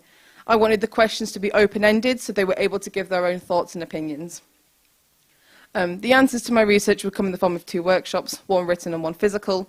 The written workshop consisted of a questionnaire and getting them into groups to design a social media app, while the other school were in here taking part in a more physical workshop. There was a hot seating segment with the main protagonist, Laura, and then getting them into groups to create still images of what they thought the future of technology and social media would look like. From the hot seating, I was able to conclude that the red school, who had the higher Ofsted rating, the good rating, had less emotion-based questions regarding the use of social media compared to the blue school with the lower Ofsted rating. That being said, the red school still inquired more about the technology of the performance that was used throughout the performance. In the still images, both schools had a negative outlook on the futures of social media and technology, taking an approach that would see us spending more time online conversating with people than face-to-face contact. Those students embraced emotions that they felt when watching the piece to create their own understanding to the rest of the group. So the red school took on the characters that was in the performance when showing off their still images and used names of the characters in the performance. Throughout the questionnaire, I was able to conclude that both schools prefer talking online rather than face-to-face. A lot of mention of the COVID pandemic, that it's easier to conversate. They've had their education online for the last 2 years, so they have that comfort of being able to conversate with people online and prefer it rather than face-to-face. Sorry, I lost my pace. Both schools said that they saw negative and positive aspects of social media currently. In terms of the future, the red school statistically saw a more balanced look into the future of technology and social media, with some students having a positive view of technology and some did not. With the blue school, statistically, there was a negative outlook into the future of technology, a lot of doom and gloom, a lot of war, a lot of we're all going to die, essentially. With the social media app designs, both schools implemented their own safety restrictions, mainly to do with the age of the user. Each school took on a different approach to the app design. The red school predominantly focused on wanting to meet new people rather than continuing conversation with people that they already know. Whereas the blue school created more apps in terms of human consumption, applying for jobs, getting a taxi, as well as apps designed to meet new people and engage in conversation as well. So what I can conclude from my research is that the red school were more optimistic about the future of technology, were more willing to engage in future technologies when those technologies are based around conversating with new people. And they're more likely to want to look for solutions in problems where social media is concerned. Whereas the blue school were not so optimistic, had a negative outlook on the future of technology and social media. However, they were more emotionally invested in the future of technology and how it will impact their mental health and well-being. They also recognised that the future with new technology and social media would endure problems, and they were more likely to be accepting of those problems rather than looking for a change.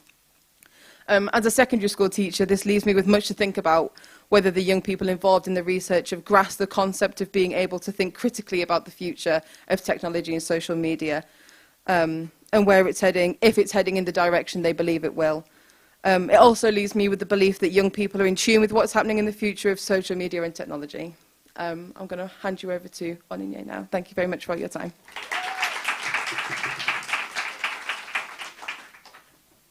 Hello, good afternoon, everyone.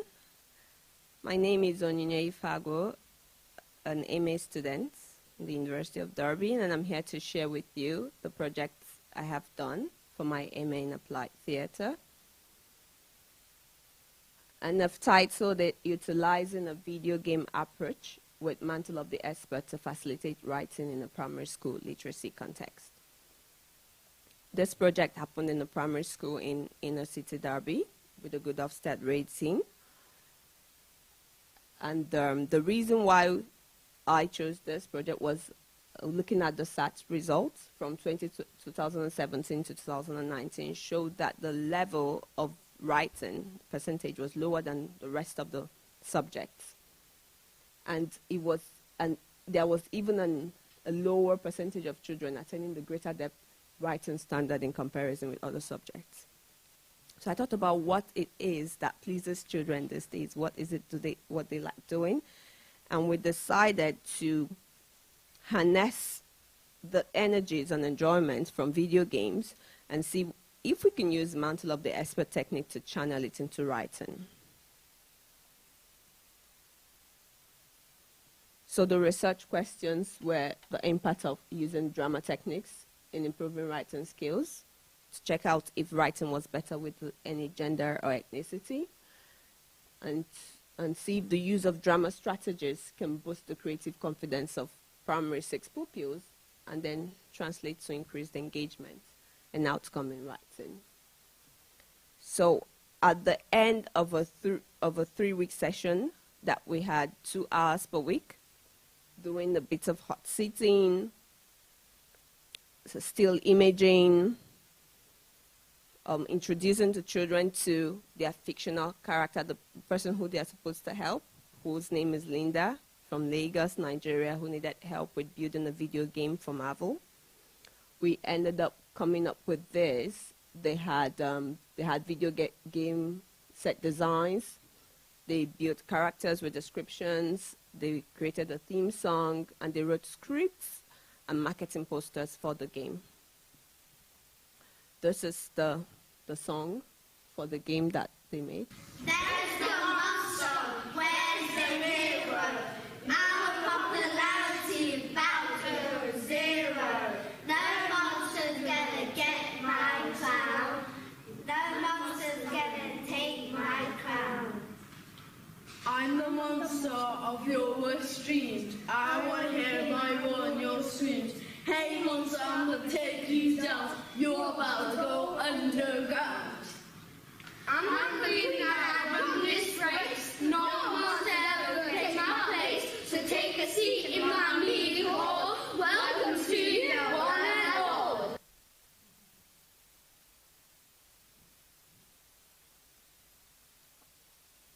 And we have the video. So a couple of weeks ago, we've been making a design for Linda because she was struggling a lot. So my group made Grendel's lake. So Grendel had acid lake, and Grendel's house is down there covered with pine. So what we did, instead of describing it, we started drawing pictures so that we know that where Grendel is. So for example, we have trees with heads on it, and down there's a barn on fire with also heads on it. And here are graveyards that Grendel ate and killed, and then we draw a red sky to represent that this is a nightmare for everyone. And then this basilisk, not basilisk, a giant snake is like representing for Grendel.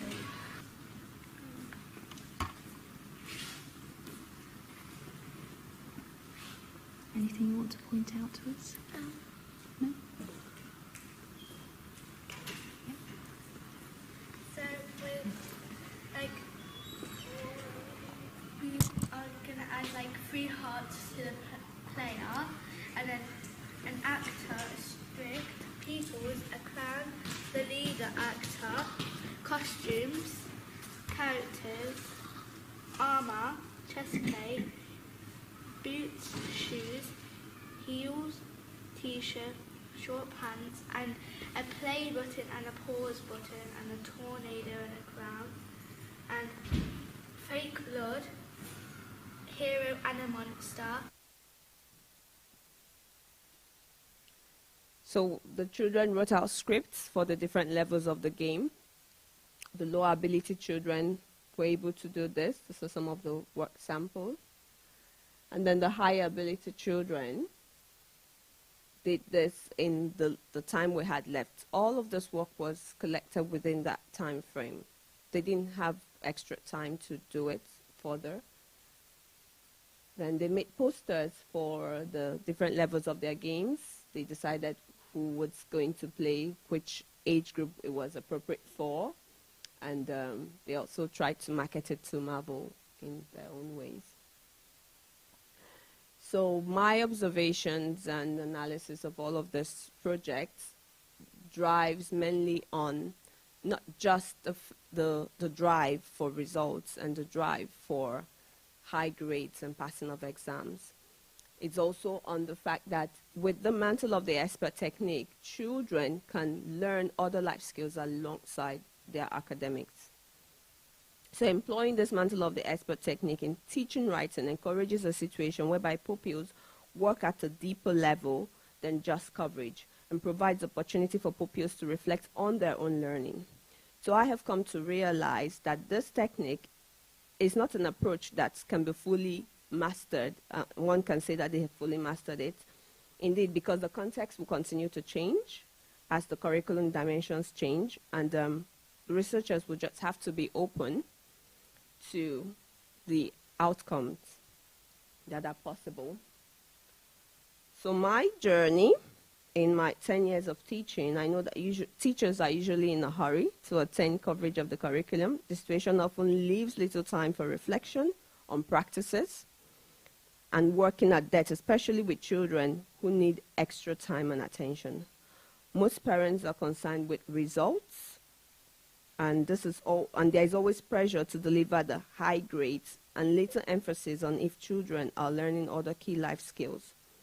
The mantle of the expert technique, however time-consuming it might be, offers an approach that alongside delivering the curriculum enables children to learn and practice social responsibility, good citizenship, problem-solving, teamwork, kindness, and empathy.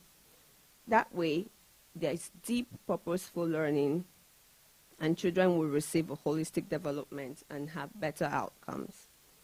From my experience in this research and indeed in the MA, I have seen and I've experienced the effects dramatic activities have on children. I see the enjoyment, I see the fun that they derive, and I believe that using the mantle of the expert technique gives that room to explore the different ways that the joys and enjoyments of gaming, of play, can be drawn into achieving the other educational purposes that we have. So in this generation, what better way to draw children into the outcomes we expect and the good outcomes they can make for themselves, if not by using things that they already love and things that they enjoy doing. Thank you.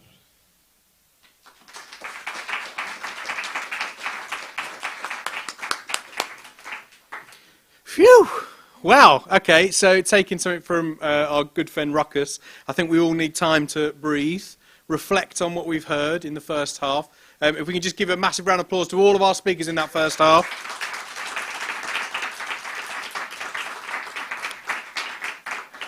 And I think one of the key things that's coming out for me is that there are these threads that I'm starting to have in my own head where I don't fully understand everything that everyone's been saying, but there's threads of knowledge and learning that I want to take away and learn from. So try and keep hold of those thoughts. We will have to truncate some of our activity in the second half to make sure we get everyone in, but we do want to give you a 10-minute break now, so we're going to recommence at 4 o'clock. Thank you again. Thank you online. Please keep posting your questions, and we'll see you again at 4. Thank you.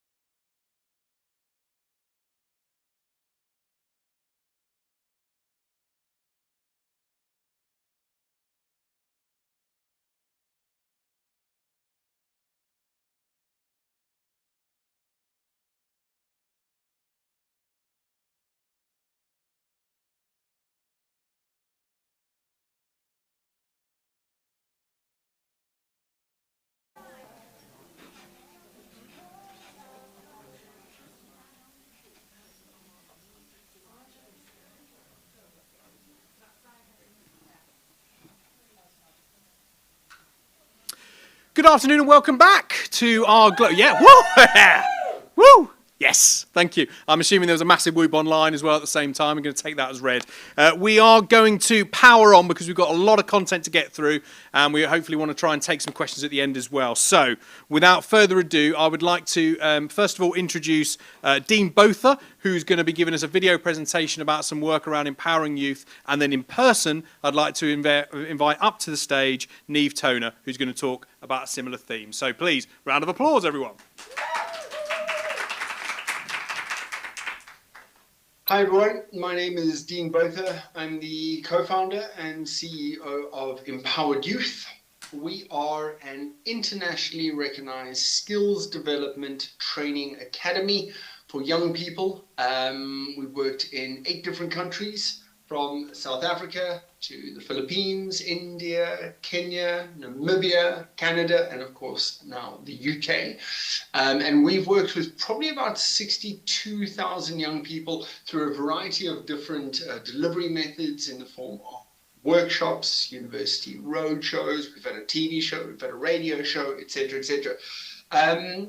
So it's a wonderful treat to be here with you guys at the Global Learning Festival. Thank you very much for having us. We really do appreciate it. And we've been asked to come and chat to you today about Derby and the opportunity area that is within Derby. So I unfortunately wasn't able to make it to Derby today, so I've decided to send in this video instead, just to give a little bit of an overview, an introduction as to what it is that we do and how we've worked with this fantastic city and its wonderful people and its wonderful youth, to be completely honest.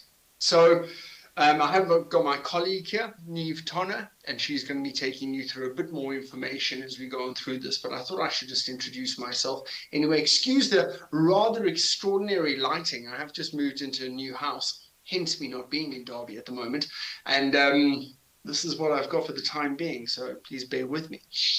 So anyway, as I was saying, Empowered Youth is all about upskilling young people by giving them skills, tools, and self-belief in order to go on and live extraordinary lives. We create real-world readiness, skills development training, employability, entrepreneurship, kind of the core foundational skills that come underneath diplomas and degrees, things like confidence and personal branding, grit, tenacity, looking at the future, wealth management, wealth, health, happiness, and success are our 4 pillars of our prosperity program.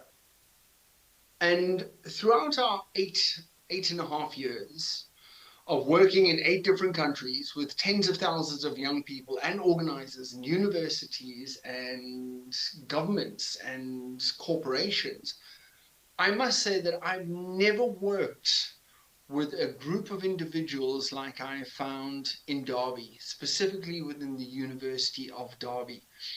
They are able and willing to go over and above in order to ensure that their young people get every opportunity that there is available. Now, in the UK, recently, up until recently, there were a thing called opportunity areas. There were 12 areas that the government had granted additional funding for in order to assist their young people with skills development. It was the not so affluent areas and areas that had possibly been hit with some kind of hardships in the past. Derby fell into that opportunity area. And as I say, for a community to come together and work the way that they do has been nothing short of inspiring, and something that we're able to take over to other areas within England and within the other areas that we work in to actually use as a showpiece as to what actually can be done when a collaborative mindset of educators, private companies, employers, organizations, and the youth all come together. The results are absolutely fantastic. So as I say, this is just a short introduction from my side to kind of give everyone at Derby a massive internal round of applause for everything that they've done. My colleague, as I say, Niamh Toner, is going to take you through a little bit more. Niamh was actually a recipient of one of the programs that we ran there earlier last year. She then became a facilitator for the next program that we ran there, and is now fully employed by Empowered Youth as our Derby-based project manager for a third project that we're running there. So as I was saying, you cannot question the city on being innovative and proactive when it comes to any kind of youth and skills development training. So as a global learning festival, I thought it'd only be fitting to celebrate Derby and everyone in it and what they're doing. So enough from me. I could go on for days. I'm going to hand you over to Neve and she'll take it from there. But from myself, thank you very much for having us, and we look forward to engaging further. Thank you. Hello, thank you very much for having me here today, and thank you, Dean, for a wonderful introduction. I feel quite flattered. I'm here to kind of talk a little bit more about my experience of growing up in Derby, and mostly about my experience of Derby over the past few years. But to give you a little insight into myself first. I consider myself to be someone who wears quite a few hats. So I'm a young person, I'm 23 years old. I'm a professional. I'm really living into that title now. I actually started being a regional director for an in-school tutor service when I was about 19 or 20. And then from there, I think that really kick-started my aspirations to keep going and working with young people, but also the managing side of it I do quite enjoy.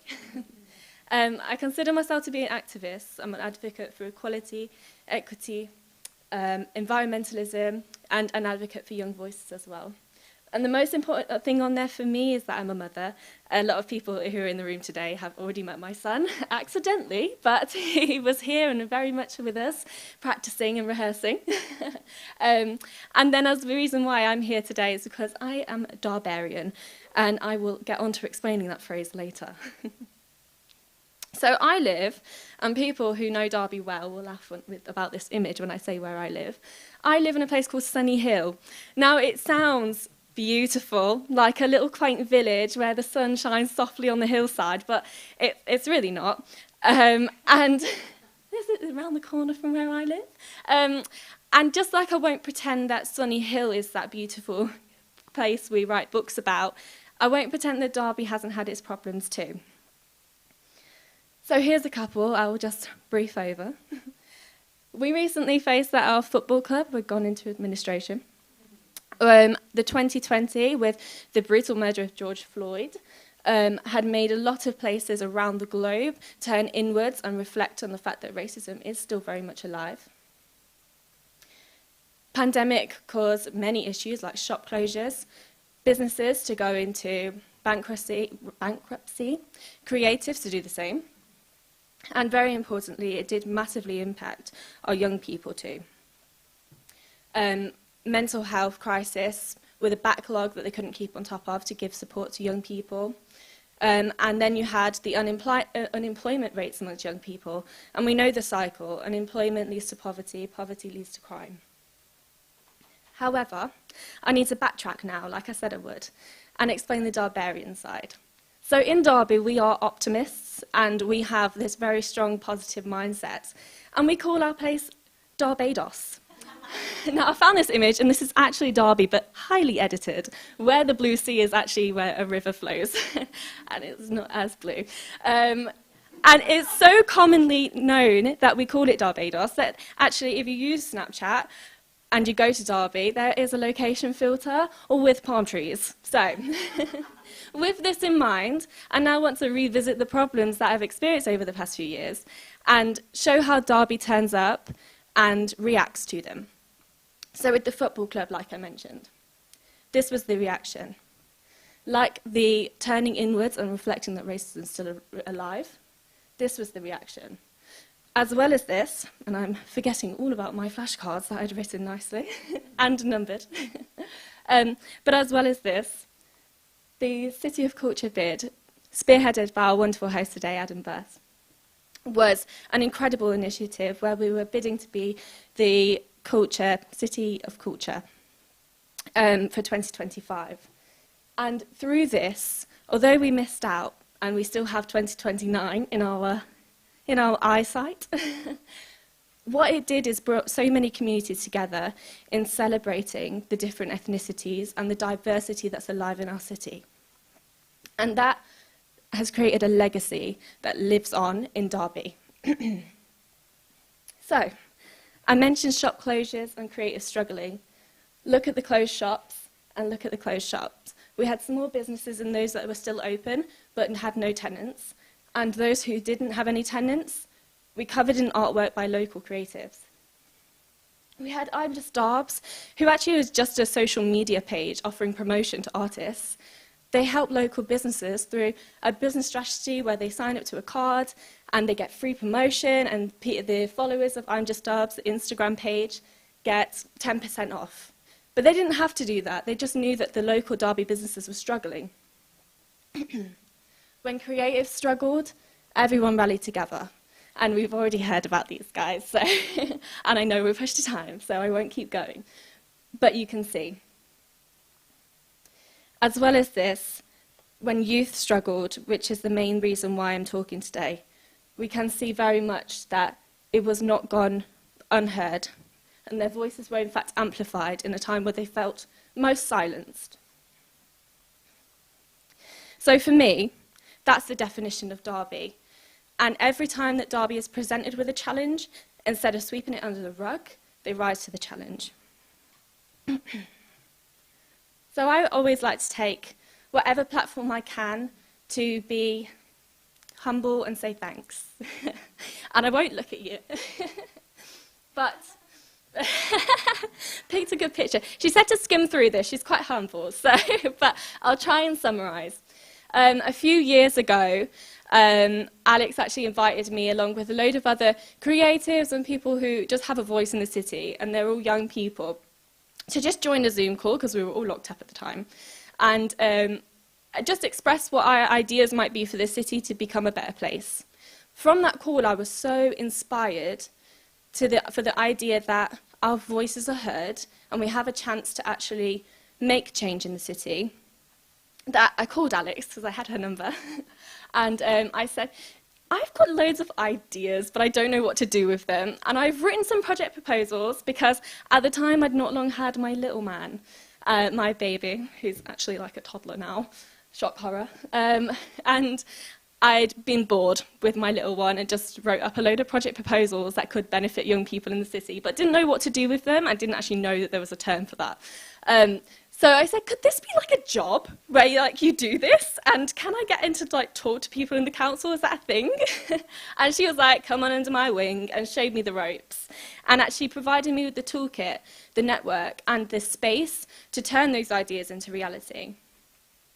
And she's done this for many people in the city. And for me, it's people like Alex, and there are more people like that, who take people under their wing. And if she could do that for me, got me thinking, what if it was a programme where it could be done for everybody else? So, before I go into that though, I was very lucky to have been in the planning process of the Youth Voice Summit that was hosted at Bustler Market in Derby this 1st of July. But there was a long planning process for this. And we've got my little boy as well. He always seems to make it into these things. And it was an incredible, monumental day where we had about an audience of around 150 industry professionals, anybody who'd got a sense of power that they could offer a young person an opportunity to thrive in the city. So whether that was somebody at the YMCA who mentors a young person, or whether that was an MP, they were most likely in that room. And they all came with an opportunity to pin on this big opportunity board for young people. So we had that space as young people to be, and I'll be frank, brutally honest about everything we thought was wrong in the city. It doesn't sound that much of a positive day, but it really was. And everybody just sat and listened, took notes, asked a few questions, but the space was there to prove and display that youth voice does matter in Derby. And it really did that. It kick-started this change that was just monumental for Derby, really. And we can still see the change that's happening from it. During the planning process of this, we started drawing up our ideas, and I'd had this project proposal that was quite similar to, can you go back? Never mind, to Moyes, who was the Deputy Youth Mayor at one point, and he's amazing. He's been doing so much for the city as well, and keeps it quite under wraps. But we kind of came together, realised we had similar things. Alex realised we had similar things because we both pitched it to her. And then we got into a room with Chris Bainham, the head of Widening Access at Derby University, and we just brainstormed our ideas on big sheets of paper with like boxes and circles and stars drawn everywhere. And then I had the honour of taking it back and turning it into a presentation that I could actually take to the Opportunity Area Board, which was a huge deal for me. I was like, oh my God. And it was behind a screen at the time, which I must say is quite easier than it is right now. But we pitched the idea, and the Opportunity Area Board actually ended up getting it funded through the Department of Education. And that became the Future Leaders Project. So Empowered Youth then managed that programme, and then hired myself and Moyes to be facilitators on the programme as like a peer-to-peer sort of mentoring. And I think that was quite impactful because it was almost like we've been through this process ourselves where we've had someone who took us under the wing, and we wanted to share that. So that's what the Future Leaders Programme was. And I would rather not waste your time with me speaking about it and actually introduce you to Sukhpreet and Suman to come and speak. Now, they were participants on the programme, and they will tell you all about it from the inside rather than me telling you from the outside. So give a warm welcome, please, to Sukhpreet.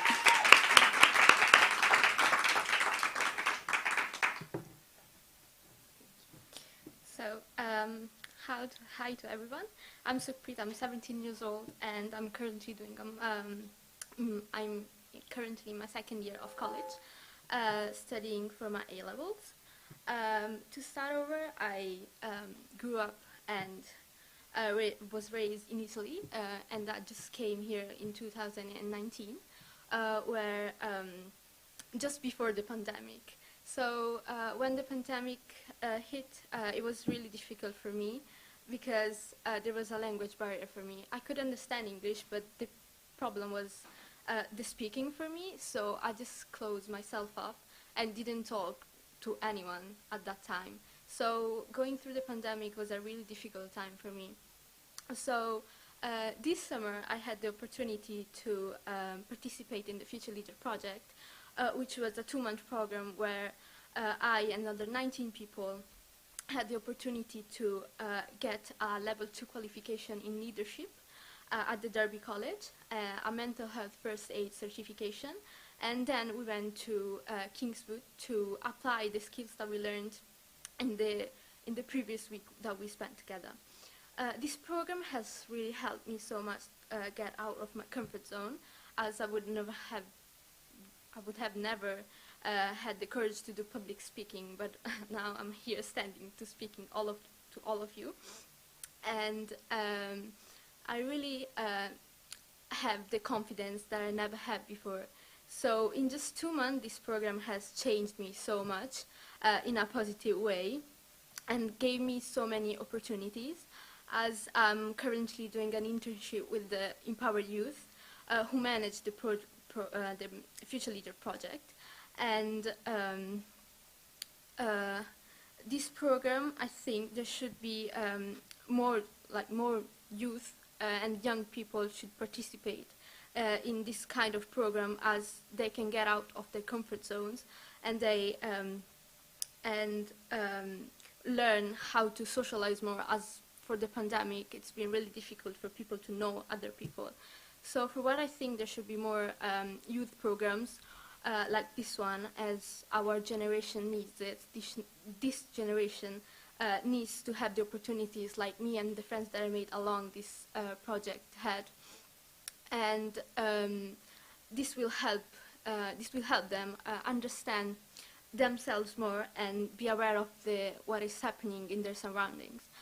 It's literally once in a lifetime opportunity, so I really hope that young people can get the opportunity to participate in programs like this in the future. So, as I mentioned before, the internship with Empower Youth, I manage the marketing part of it by managing the social media. And so I aspire to go and study marketing and public relations at the university, as I love to do. I would really love to do this as a full-time job in the future. So thank you for listening, and I would love to pass it to my fellow friend, Suman. Thank you.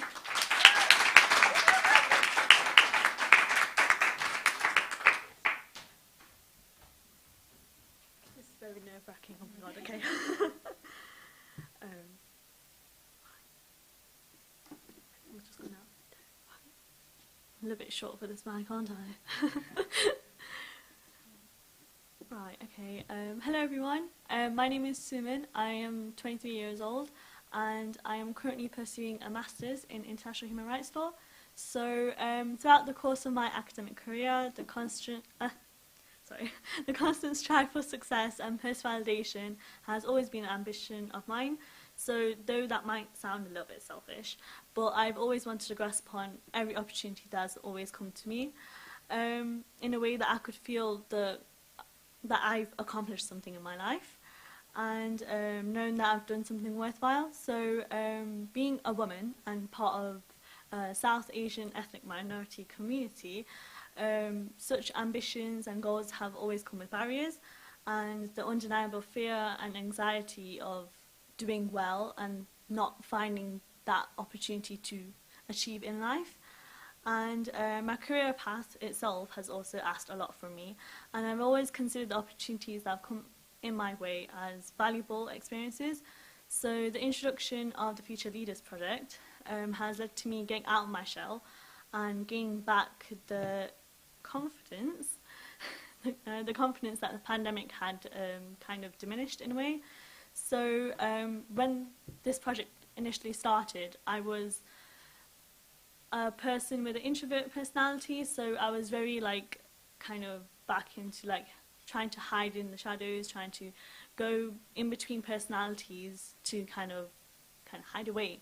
But so when I came forth into this project, I came with my sisters, so 3 of my sisters. So we were kind of like this group. So the whole idea was to go through this project as a collective, so I could hide between everyone else's personalities and not be known. So I'm only known as a name, possibly a number, if it's a number. But so when this project actually went along afterwards, I met different kind of people that I wouldn't normally interact with, different personalities, backgrounds, and that just, the whole interaction day by day, doing different kind of workshops, meeting different people on different platforms just led to me, just breaking out. I became this person who wouldn't possibly talk to anybody, talking to different kind of people every single day, into conversations that I thought would be so uncomfortable, such kind of controversial to talk about, and I kind of became this whole different person that I thought I wouldn't become. So that had been amazing, and I think all of this had to do with the fact that I signed that piece of paper that led me to be accepted onto this project. Without that, I think I would still, I wouldn't even be stood here today, to be honest, because quite ironic from the whole career that I want to actually pursue, being into law, I have this very introvert personality, and my whole career path demands a whole extrovert person with great public speaking skills, and you can possibly tell from my stammer or hiding away from the screen that I'm not kind of that person. But yeah, so I have this whole speech ready and kind of going. So this whole project itself, like I said, I met with different people from different personalities and backgrounds, and before I was actually introduced with this, I also had the idea that within our community, within Derby, for our young people, there were no opportunities like this before. There was no representation for the young people. What will happen to the young people post-pandemic? Everyone, like me, and possibly actually quite worse as well, had just shriveled into this whole hole, like wanted to hide away, like, you know, I didn't want to be known because they didn't know what would happen afterwards. But then when this project was given to us, we saw, like me, so many other people in our project, like including Sukhpreet and so many of my friends, who I now call my friends. They came and they became these new people, these new amazing people. Not that they weren't amazing before; they were totally amazing before. They are even more amazing now.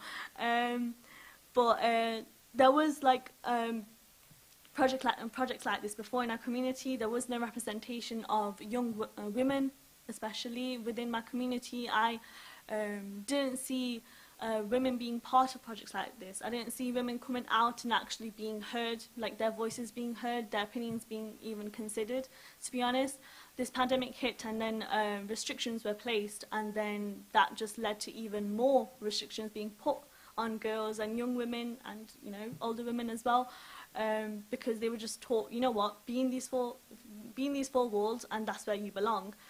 But this project, and, you know, our community afterwards was taught, you know what, that's not how our women should be represented. We should be out there. We should be involved in things like this. Our voices should be heard, and they will be heard. And this project was one of the many things that actually allowed for that to happen. So I really think that projects like this and projects like this should be actually introduced within our community for our young people, because it will really benefit them. I know I really benefited from it.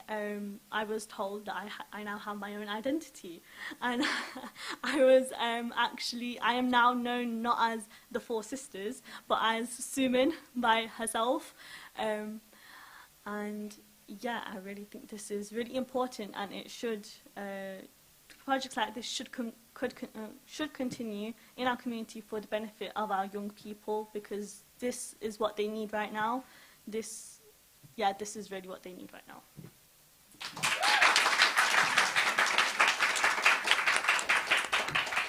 I just want to say a huge thank you to the two of them for doing that. It's really nerve-wracking just to stand up, and they didn't have too long to prepare either. And like, I threw things like because we were going to have a third speaker as well, who is unfortunately ill and gutted she couldn't make it today. So I was like, oh, could you mention this as well? Like literally like half an hour before they came on. So just another round of applause to them. The objectives of the Future Leader programme was to train and upskill 20 young people, expand their networks and horizons to allow them to aim higher, to become those future leaders. And those two ladies standing there today and actually doing that has shown exactly that we did accomplish what we wanted to do. And these young ladies are now future leaders. They are becoming leaders in themselves already. So we were very lucky to have an incredible partnership on this programme with the University of Derby, the Derby College Group, and YMCA and BLM New Gen, who also house the facilitators as well, aside from me and Moise as well too. And it was documented by one of the BLM New Gen, so the Black Lives Matter youth teams, videographer, Team Malaudi, and you can see that on the YouTube of our Empowered Youth, a little plug there for them. And we also wanted to ensure that all of the participants left the programme with goals in mind, and which we chased up to make sure that they still do, still in touch, and that they were either in education, training, or employment. And we did it. They did it, you know. They achieved that goal for themselves. So, what is Derby doing differently, I hear you ask? First of all, collaboration. The Future Leaders programme has shown exactly what collaboration can do to take young people under their wing and actually throw any resource or opportunity they can at young people and see them thrive. Second of all, I love this phrase. I thought I came up with it myself, but I'm sure it's been used before. But I say it starts with youth. So, first of all, it's recognising that the youth are the next generation to come, and putting everything into the young people will only benefit the city in the future. And Derby does recognise this. But the one thing they also recognise is that whenever we're speaking in situations like this, we can say it starts with you, all of you that are in the room, and all of you who have that opportunity to offer an opportunity to someone else. So, it starts with youth. And that's exactly why I can say I'm a proud Darbarian. I love you all saying it. And for everybody else, I say watch this space. Thank you very much.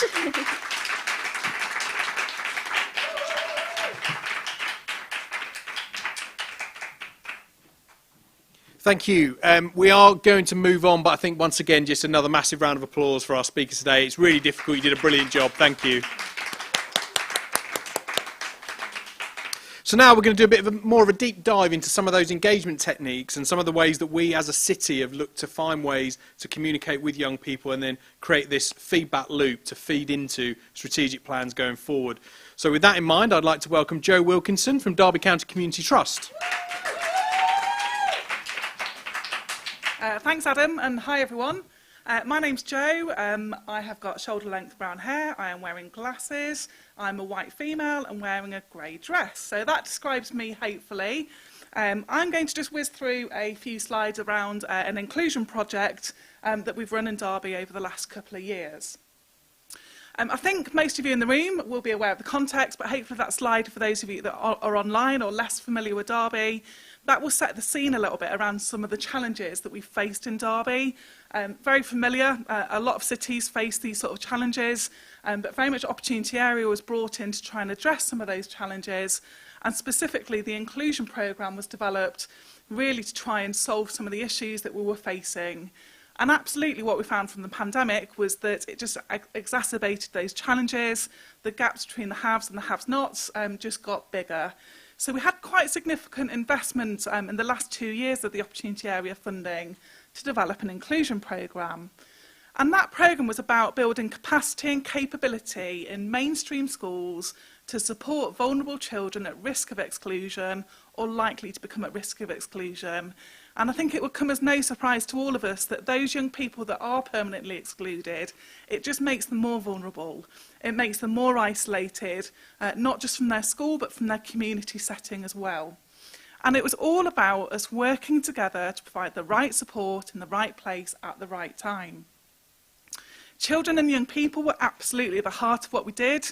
I think sometimes in the education system that's got a little bit lost, but absolutely we wanted to put them front and centre around what we were trying to do.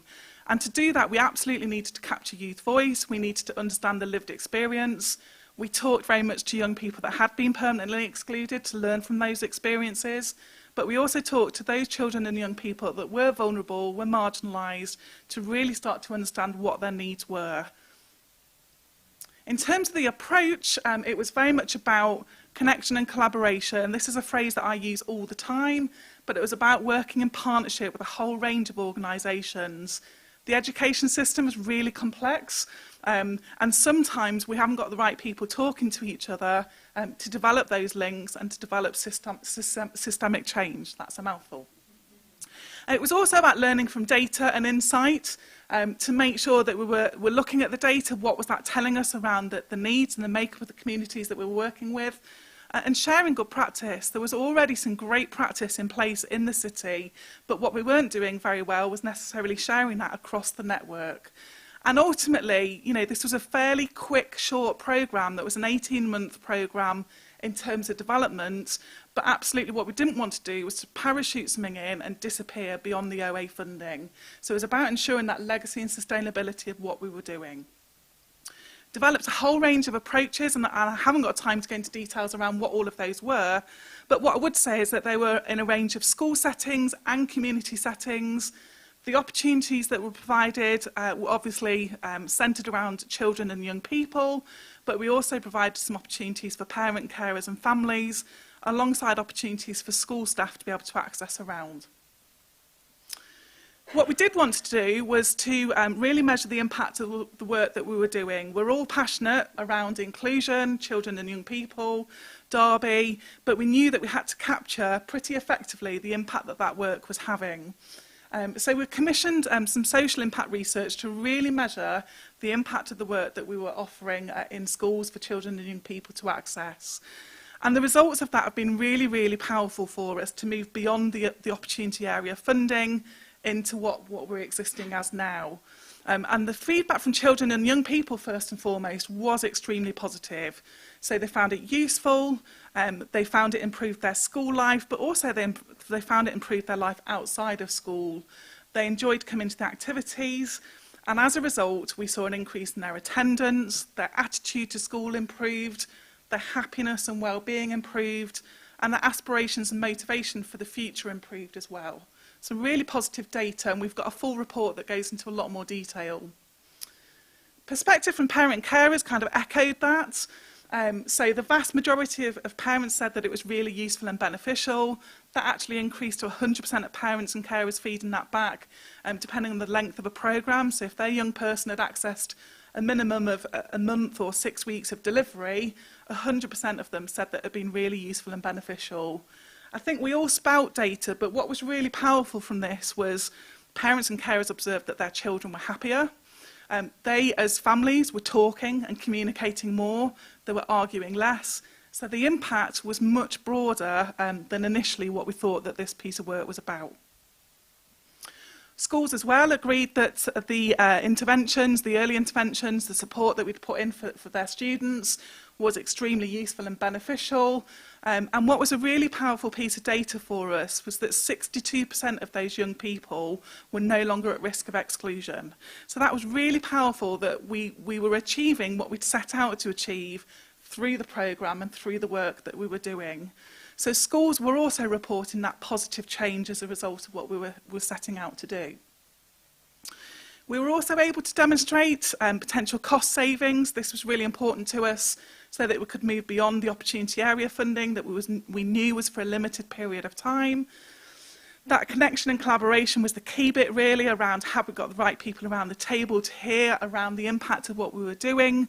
And absolutely, permanent exclusions have come down in the city collectively over the last few years. And that's not just down to the effort of the Opportunity Area Inclusion Programme, that's a whole host of strategies and implementations that are being put in place.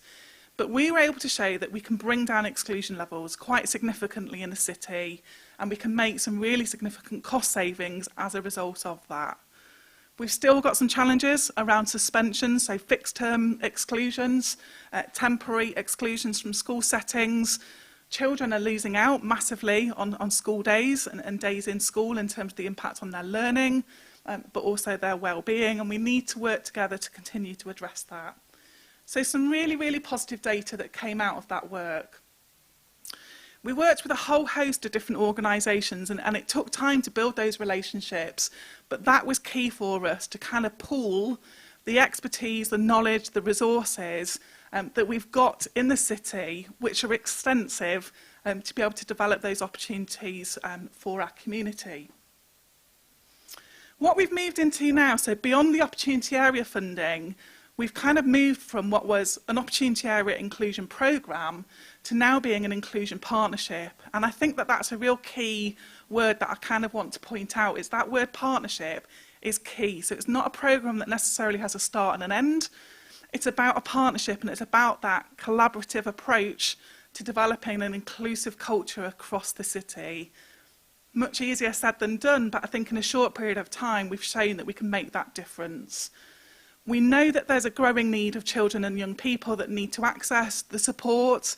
I don't think there would be a single school in the city, if not in the country, that would say to you that there's enormous challenges around behaviour, around well-being, around happiness of children and young people. And until we start to address those needs, we're not going to have children that are learning and attaining in that classroom environment, whatever that needs to look like for those children.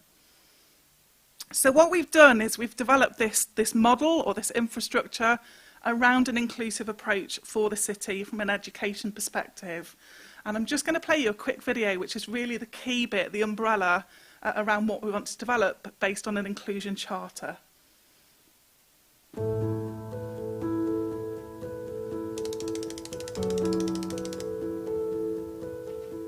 Welcome to the Derby City Schools Inclusion Charter. The Inclusion Charter will act as a common code of best practice for schools in Derby. Developed by the Inclusion Group, it sets out 5 key principles for an inclusive school. Build positive relationships with parents, carers, families and professionals, embedding a flexibly consistent protocol focusing on kindness. Embed quality first teaching and best practice by creating a positive, supporting environment with clear boundaries promoting mental health and well-being. Support need at the point of need through robust processes, collaborative approaches, listening and embedding a cycle of support.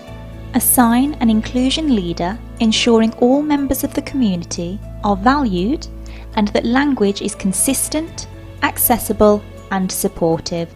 Commit to development by training staff to deliver bespoke and inclusive practice.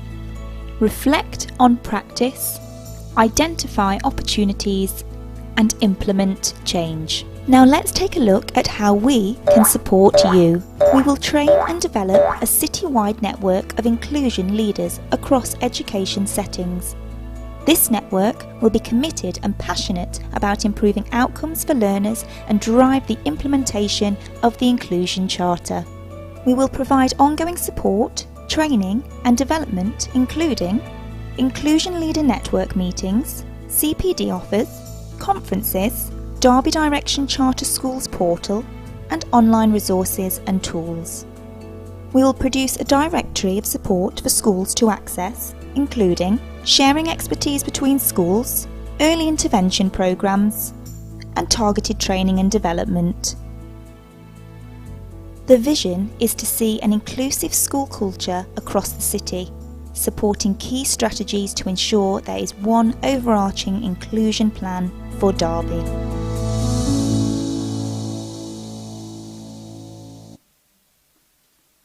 Okay, so we've launched an inclusion charter. Some of this is not rocket science at all and potentially seems quite obvious, but we need this in the city and we need it to ensure that we have got that joint commitment to what we're trying to achieve together and that we've got that consistent approach across the city so that we are supporting every young person in the city to achieve and succeed in whatever that looks like for them. So this was launched and we're really excited that so many schools, so something like 66 schools in the city have signed up to it already and we're there now as a partnership to try and support those schools to embed those principles. So it's great to commit, but the next stage is then how do we make those 5 principles a reality where we can see that and we can feel that in their school setting. We've got a strategy group that's been set up and we all have meetings, don't we? And we all sit on various groups to try and drive change, but it's a really committed group. And actually, inclusion is now that thread that runs through all strategic groups around education in the city. It's an agenda item that's on every single education group that is out there. And we've got the strategy group to be that overarching group to really drive that system change, to share best practice, to measure the success of the work that we're doing, but ultimately to improve outcomes for children and young people. I'll let you take a look at that site in your own time. Some of you will be familiar with it. Some of your organisations feature on it. If they don't and you would like them to be, please give us a shout and let us know. But we've set up a very simple website that is designed to be a signposting toolkit to the range of services, resources, expertise that schools or other organisations can tap into to try and help children and young people in Derby. And there's a range of support that you can access through that site that we've developed. Ultimately, it's about making a difference. You know, we're all passionate, we're all committed to doing that. At the moment, it's a kind of one-size-fits-all approach in terms of the education system and what we're trying to do with it. We use the term, and it sounds like a contradiction, but we use the term flexible consistency, and ultimately that's what we are trying to achieve now. So we need consistency in terms of all schools, that level of understanding, that level of commitment to ensure every young person feels included. But in order to do that successfully, we've got to be flexible in our approaches.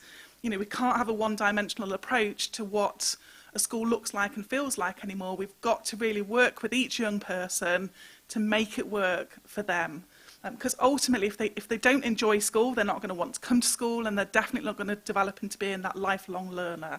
So ultimately, that's what we're trying to do. So we're trying to build that positive school culture. We're trying to give every young person that sense of belonging in their school that's part of their community. We want to improve mental health and well-being. And And absolutely, ultimately, it's about improving the outcomes for those young people. So I've just put that slide back up around connection and collaboration, because what I wanted to do was I could talk about so many different projects and programmes, and if you want me to at some point, give me a shout and I will talk to you about them even more. But we thought it'd be really useful to give you insight into a particular project that Rhiannon's going to come up and talk about, which was working in partnership with Shed on the inclusion programme.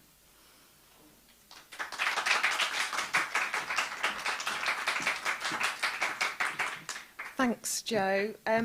So I'm going to give you a whistle-stop introduction to Shed, which I need you to jump back with me to 2019. We've been there a few times this evening already.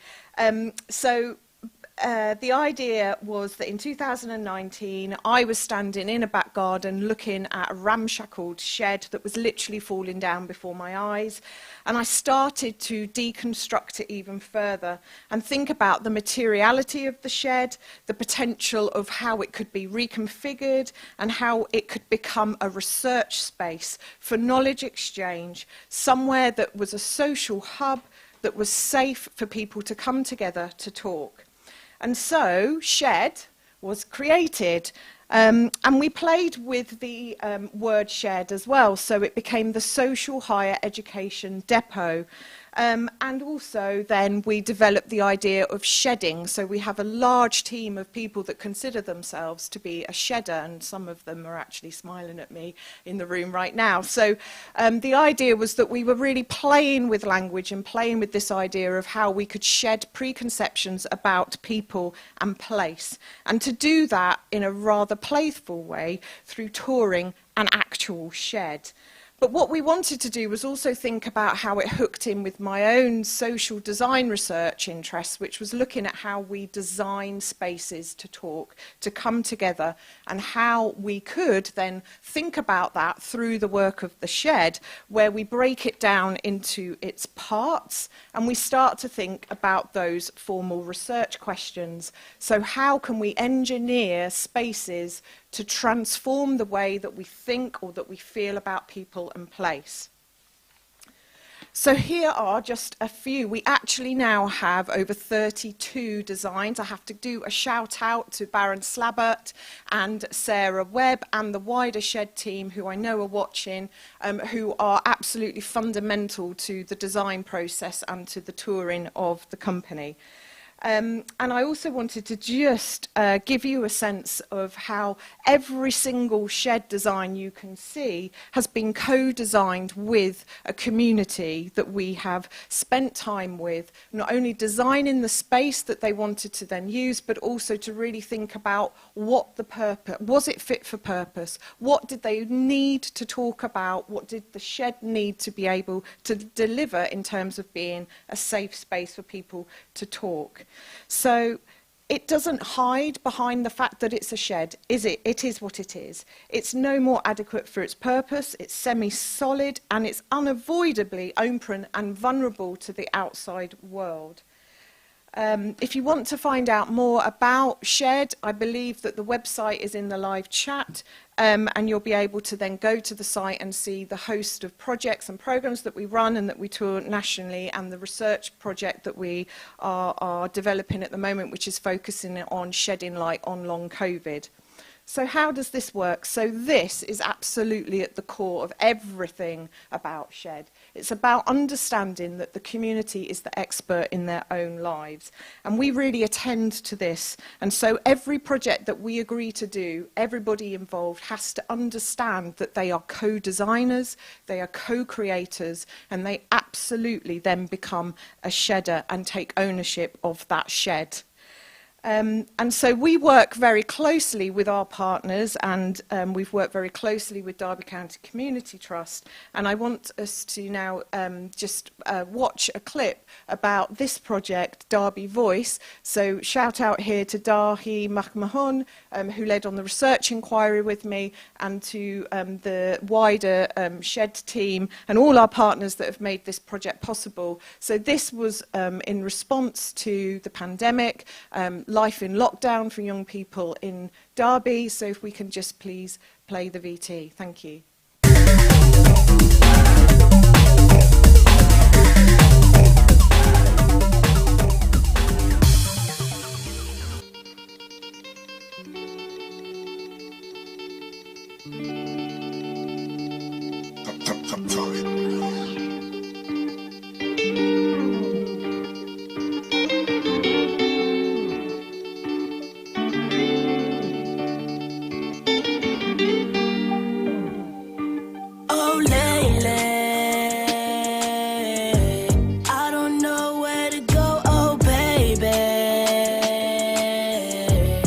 project started a year and a half ago when I was having a conversation with the business manager at Derby County Community Trust, and I was talking about the idea of how it would be fantastic to create a bespoke shed for Derby that reflected the voices and the opinions of young people who work and live and study in this city.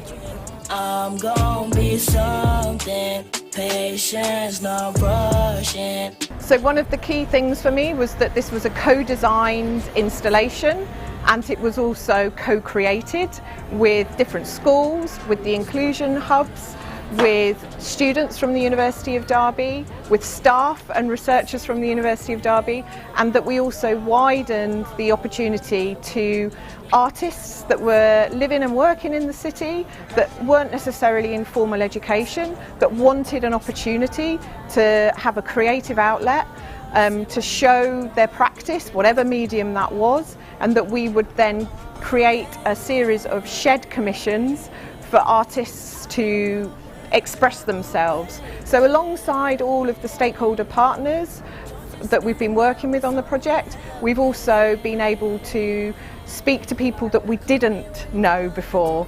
And so we've got 7 fantastic artists who have worked across the medium of film, sound and sculpture and fine art practice, and poetry as well, and photography, and we've been able to curate them in a way that collectively they're saying something really important about what Derby means to them and what they want to see happen. And for us, this installation is a call to action, a call for change. It's saying this is what young people in this city think and feel about where they live, where they work, where they study, and it's also saying these are the issues that we shouldn't be avoiding discussing. We need these safe spaces, so Shed is a safe space to have those conversations and for people to be able to reflect and profile the talent, that immense talent that's in this city, and say, come on, let's make change, let's listen, let's learn, and let's create opportunities for more cultural and creative diversity to happen in Derby. It's important mainly for the fact that there's so many individuals which go hidden or missed by that can really contribute something, that can really, whether it may be something holistically or whether it may be something practical. I think it's really important for projects like this to happen, yes. It's really great. It's great to see like so many artists being involved in this. And also all of us, I think, are like emerging artists as well from like Derby and Derbyshire, Nottingham. So we all had this like amazing opportunity to be involved in this, and it's like a really big thing for all of us as well. Well, it's helped me out to work on commissions because I've never really done big commissions like this before. I've only done little pieces, so it's helped me in the sort of the business side of it and everything like that. But it's also, I mean, I was pushing myself with the style and the colours, so it's helped me become a better artist overall. And it's very important to me to have my work in an open space, because I want the community to be able to come and just look at something and you know, gain something from it. You never know what someone's going to gain from a piece of art, and that's the beauty of art, because people see things in different ways. Being able to share in a safe place is very important. So let's rewind and come again. We spoke about belonging. I think it's opened up our eyes to how we should listen and engage, and I don't think there's been a better project that I've ever seen. For me, the concept of the Civic Lab, which isn't just the creatives, is actually should be at the heart of the institution. We should invest in them today because they will be the leaders of tomorrow. We hear that a lot. But they're leading right now. They're leading today. The question is, are we listening? Are we listening? Are we listening? Are we listening? Are we listening? Are we listening? So I think they've said it perfectly there, and it's just one of the examples about the way that we try to really work at a local level, but also then how the research inquiry that underpins the shed, is actually now being listened to by policymakers, stakeholders, and we are now starting to be invited to contribute to those papers, to present about this work, and to really be able to then champion how working at a local embedded level can actually bring quite big change for individuals and for communities. So lifelong learning is absolutely key to that, and understanding that how we behave, how we open up alternative pathways into education is really, really important. Just very quickly, this is something that Joe says many times, and it was something that Cary Grant spoke about at the inclusion conference that launched that charter for Derby, and it was the statement about living my best life. And so I guess what I want to just sort of ask us all to think about is, are we doing this? And how can we help others to strive to achieve that? And for me, part of that answer is probably in terms of how we help support the development of opportunities in Derby for lifelong learning. So that's just, I know Joe's just referenced it. So this was the opening of the inclusion charter with all the schools in attendance. It was a sold-out event. I think there was over 250 schools that attended. And then this quote I just wanted to reflect very quickly on, which is about how participation is absolutely key. And I think you've heard that quite consistently throughout the session this afternoon. And then this as a final provocation from me. It's to really think about this idea of placemaking. We're talking about lifelong learning in Derby, for Derbyshire. We're talking about how we really work with our communities and we respond to need of people and place. That ultimately is about placemaking and thinking about it as an approach and a set of tools. And there's been lots of examples of tools, of methodologies, of individuals that are offering to connect and work together. And for me, I think if you remove community from that, it doesn't work. So it's absolutely fundamental to how we think, how we feel, and how we behave. And I think it's absolutely at the heart of everything to do with lifelong learning as well. Thank you.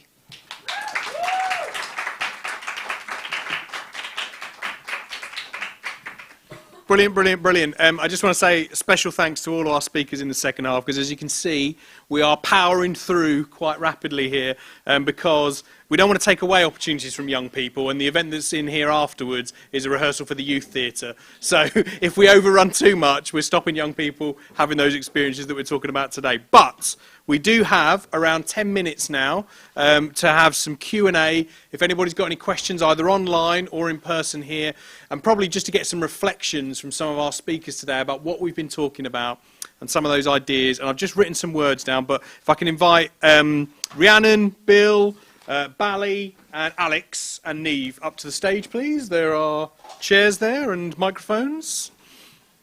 And just to kick things off, there's several words that I've been thinking about all the way through today, and I think everyone has kind of touched on those. And those words that have been repeated for me are caring, challenging, creative. Breathe, I think, is important. Breathe and reflection. Opportunity. Representation. And then finally, how we shine a light on the challenges that exist in our city. So, with that in mind, has anybody got any questions from the audience, first of all, before I just throw over to the panel? No? Well, does anyone want to kick off with any reflections on what we've spoken about today? I don't know if, like, Bally, for example, you've not had a chance to speak, so I don't know if you've got any particular reflections. Hi, everyone. I don't know if you can hear me, or if this indeed is working. You can hear me? Yeah. No. Okay, I've got one that's working. Hi, everyone. Bally Kaur, University of Derby, and I'm a researcher, an educational researcher. My research is about it's about space, and placemaking really comes into that, particularly within a city setting. And I've looked at the educational narratives of South Asian women living in a particularly, an area framed as deprived in the city of Birmingham. And I think there's something important in looking at or understanding that there's many intersections of, say, the educational experience. We're talking about lifelong learning here. You know, there's intersections of migratory settlement which can be displacing. So we're already aware of kind of refugees, migrants in the city, other communities, you know, within the diaspora, people who have settled sort of post-World War II and so on. The international community that I know we have at the university who live in the city. And I think they bring very, very different, very nuanced, very complex stories that often sit outside of, you know, the very popular tropes or representations we're accustomed to. And I think really what I wanted to add to everything I've heard this afternoon, which has been really vibrant, really exciting, really inspirational, so thank you everyone, I deeply appreciate that. What I wanted to add was, I've lost my thread. What I wanted to add was actually, you know, we've got to take care that we don't see different communities as particular sort of homogenous groups. There is something about lifelong learning that I found from my doctoral research where, you know, the more we can see that individuals who frequent learning spaces, be it a theatre, be it formal, informal, community education, whatever it is, the more the kind of hybridization of their identities can start to sort of flourish, as Suman and Supreet were talking about as well. I think it's really important that these spaces are frequented, that they're acknowledged as very important places for young people, and as lifelong learners, when they're not young people anymore, that these are spaces that they can then return to. Thank you. We're kind of short of time, and we've already had a really kaleidoscopic event, a really inspiring event. But there's a question that I'd like to end by asking all the people who've participated in it. And that's everything we've talked about, all the principles that we've talked about, of co-creation, of participation, of giving young people the opportunity to shape their cultural activity. How widely can we apply those ideas elsewhere in the world? How can they help reshape the city, the lives of young people? Where do we go next with this? How can we take it out of the fantastic spaces we've talked about so far? How can we take it further? I've always got something to say. For me, it's mindset, isn't it? I think it's your approach. And a mindset, there's no limitations to how widespread a mindset can travel. And I think it's about spreading our messages that we've had today. And the message very much is that there are opportunities, and it's seeking them out, it's amplifying them, and it's making sure that the right people are getting access to it. And everybody's getting equal access to it. So for me, all of the change that we've spoken about today, it all comes from one thought and one mindset, and that mindset is change and amplifying young people and opportunities. Brilliant. Don't know why I said that. What do you think? I'm learning from you, Niamh, so I don't know why you're asking me what I think. Yeah, absolutely. And I think with that is acknowledging that there will be challenges. One of the biggest challenge that I think we've seen, or that I've seen as a practitioner and working with Derby Can, and that I know through talking to colleagues here and partners in Derby, is that it takes time. It's not a quick fix. It's not about going in somewhere and saying, I've got this revolutionary idea, I'm going to include you in it, and it's going to be a brilliant project. It's about talking to people, it's about building trust, it's about building relationships, and it's about building that groundwork and that authenticity before these great things then start to flourish. And whether we are living our daily lives, like Ruckus was talking about, whether we are trying to make work, everything takes time, and that needs to be harnessed and valued and not rushed. And equally after that, hopefully, if you have taken that time and that care and you've used these principles, then like Niamh, like the future leaders, that will then grow and spread, but you're not going to see that change within a year, a couple of years. It's going to be something that you really have to harness, like the Civic University, saying we're actively investing this time. We might not harvest results straight away, we might not harvest results in the next few years, but embedding it and believing in it and then championing that change is what I think these principles I would like to share from this today. I'm going to keep mine really brief, Bill. So for me, it's about collaboration. It's about partnership working. It's about co-creation, time, energy, but also love and care and passion and a willingness to change. And actually, even though it can take time, it's about looking at the structures and the governance to ensure that young people's voices can be part of those decisions and the influencing of policy or decisions that are being made. It doesn't take a lot, but it's about changing the hearts and the minds of people that are in those spaces. So for me, that's what it's about. Great. You guys want to come back on this at all? Okay, I'll start. Right. For me, I think like the root of change just starts with education, really.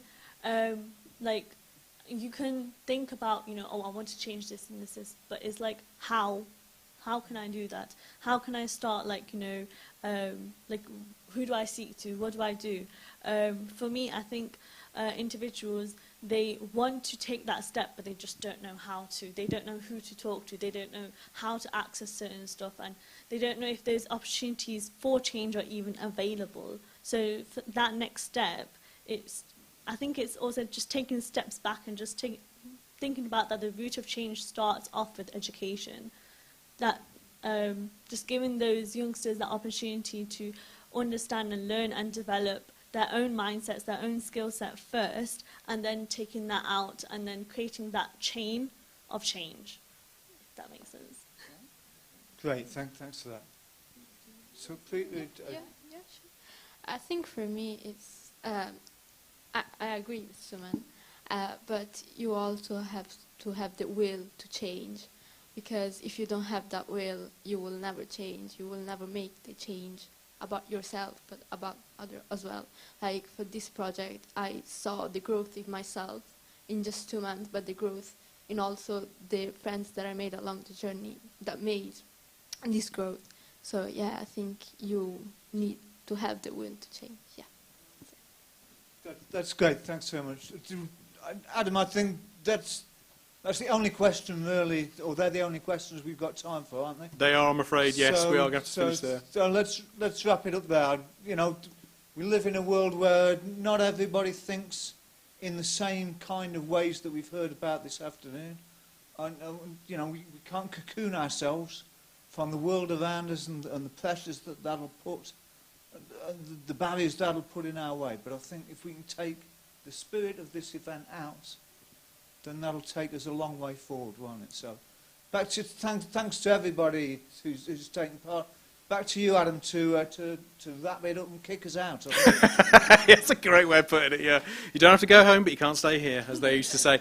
It's just for me to say a few thank yous. I'm going to start off with a couple of personal ones, because I think one of the things that probably all of us are doing is reflecting on our own learning journeys, which started at a certain point and are still going on now. And I want to say a massive thanks to Mrs. Marchant, who was my drama teacher at school, who basically told me that you could work in the arts and the creative industries, because before that, I had no idea that that was a job that you could potentially do. And, you know, I'm here now, being fortunate enough to present this event. And thanks to my mum for taking me to the children's library. I'm from a place called Hastings, and the children's library was one of the only places where I was able to read stuff from people like Maya Angelou and Benjamin Zephaniah, and get an understanding of cultures that weren't the monoculture that I lived in that was around me at the time. And those people, whether that's a friend, a family member, a teacher, all of those people have the opportunity to make such a massive impact on your lives. And to be honest, how many times do I say thank you to my mum? Saying it now. You're not watching this, Mum, but I'll tell her to look at it later and she can She can have it. And I will say, at Christmas, I'll say thank you. And Mrs. Marchant is someone who I haven't seen since I left school, but she fundamentally changed the course of my life. And that's someone who's a teacher. So if there are teachers listening, if there are educators out there, you all play a massive role in changing people's lives. So thank you for that. So I need to say some big thanks. I need to say huge thank yous to Derby Theatre, to the University of Derby, to all of the Derby Can artists that we've heard from today, to SHED, to Derby County Community Trust, to the MA Applied Theatre Studies students and lecturers, to Derby City Council, to Derby's Opportunity Area, to Maison Fu, Empowered Youth. The technical team here have been brilliant. Nick, Josh, Leanne and everyone else, thank you. Big round of applause to the technical team. And of course, to the Global Learning Festival for providing us this opportunity and this inspiration to have this conversation. I'm sure we'll do more of this. So thank you very much, and we hope to see you again soon. Thank you.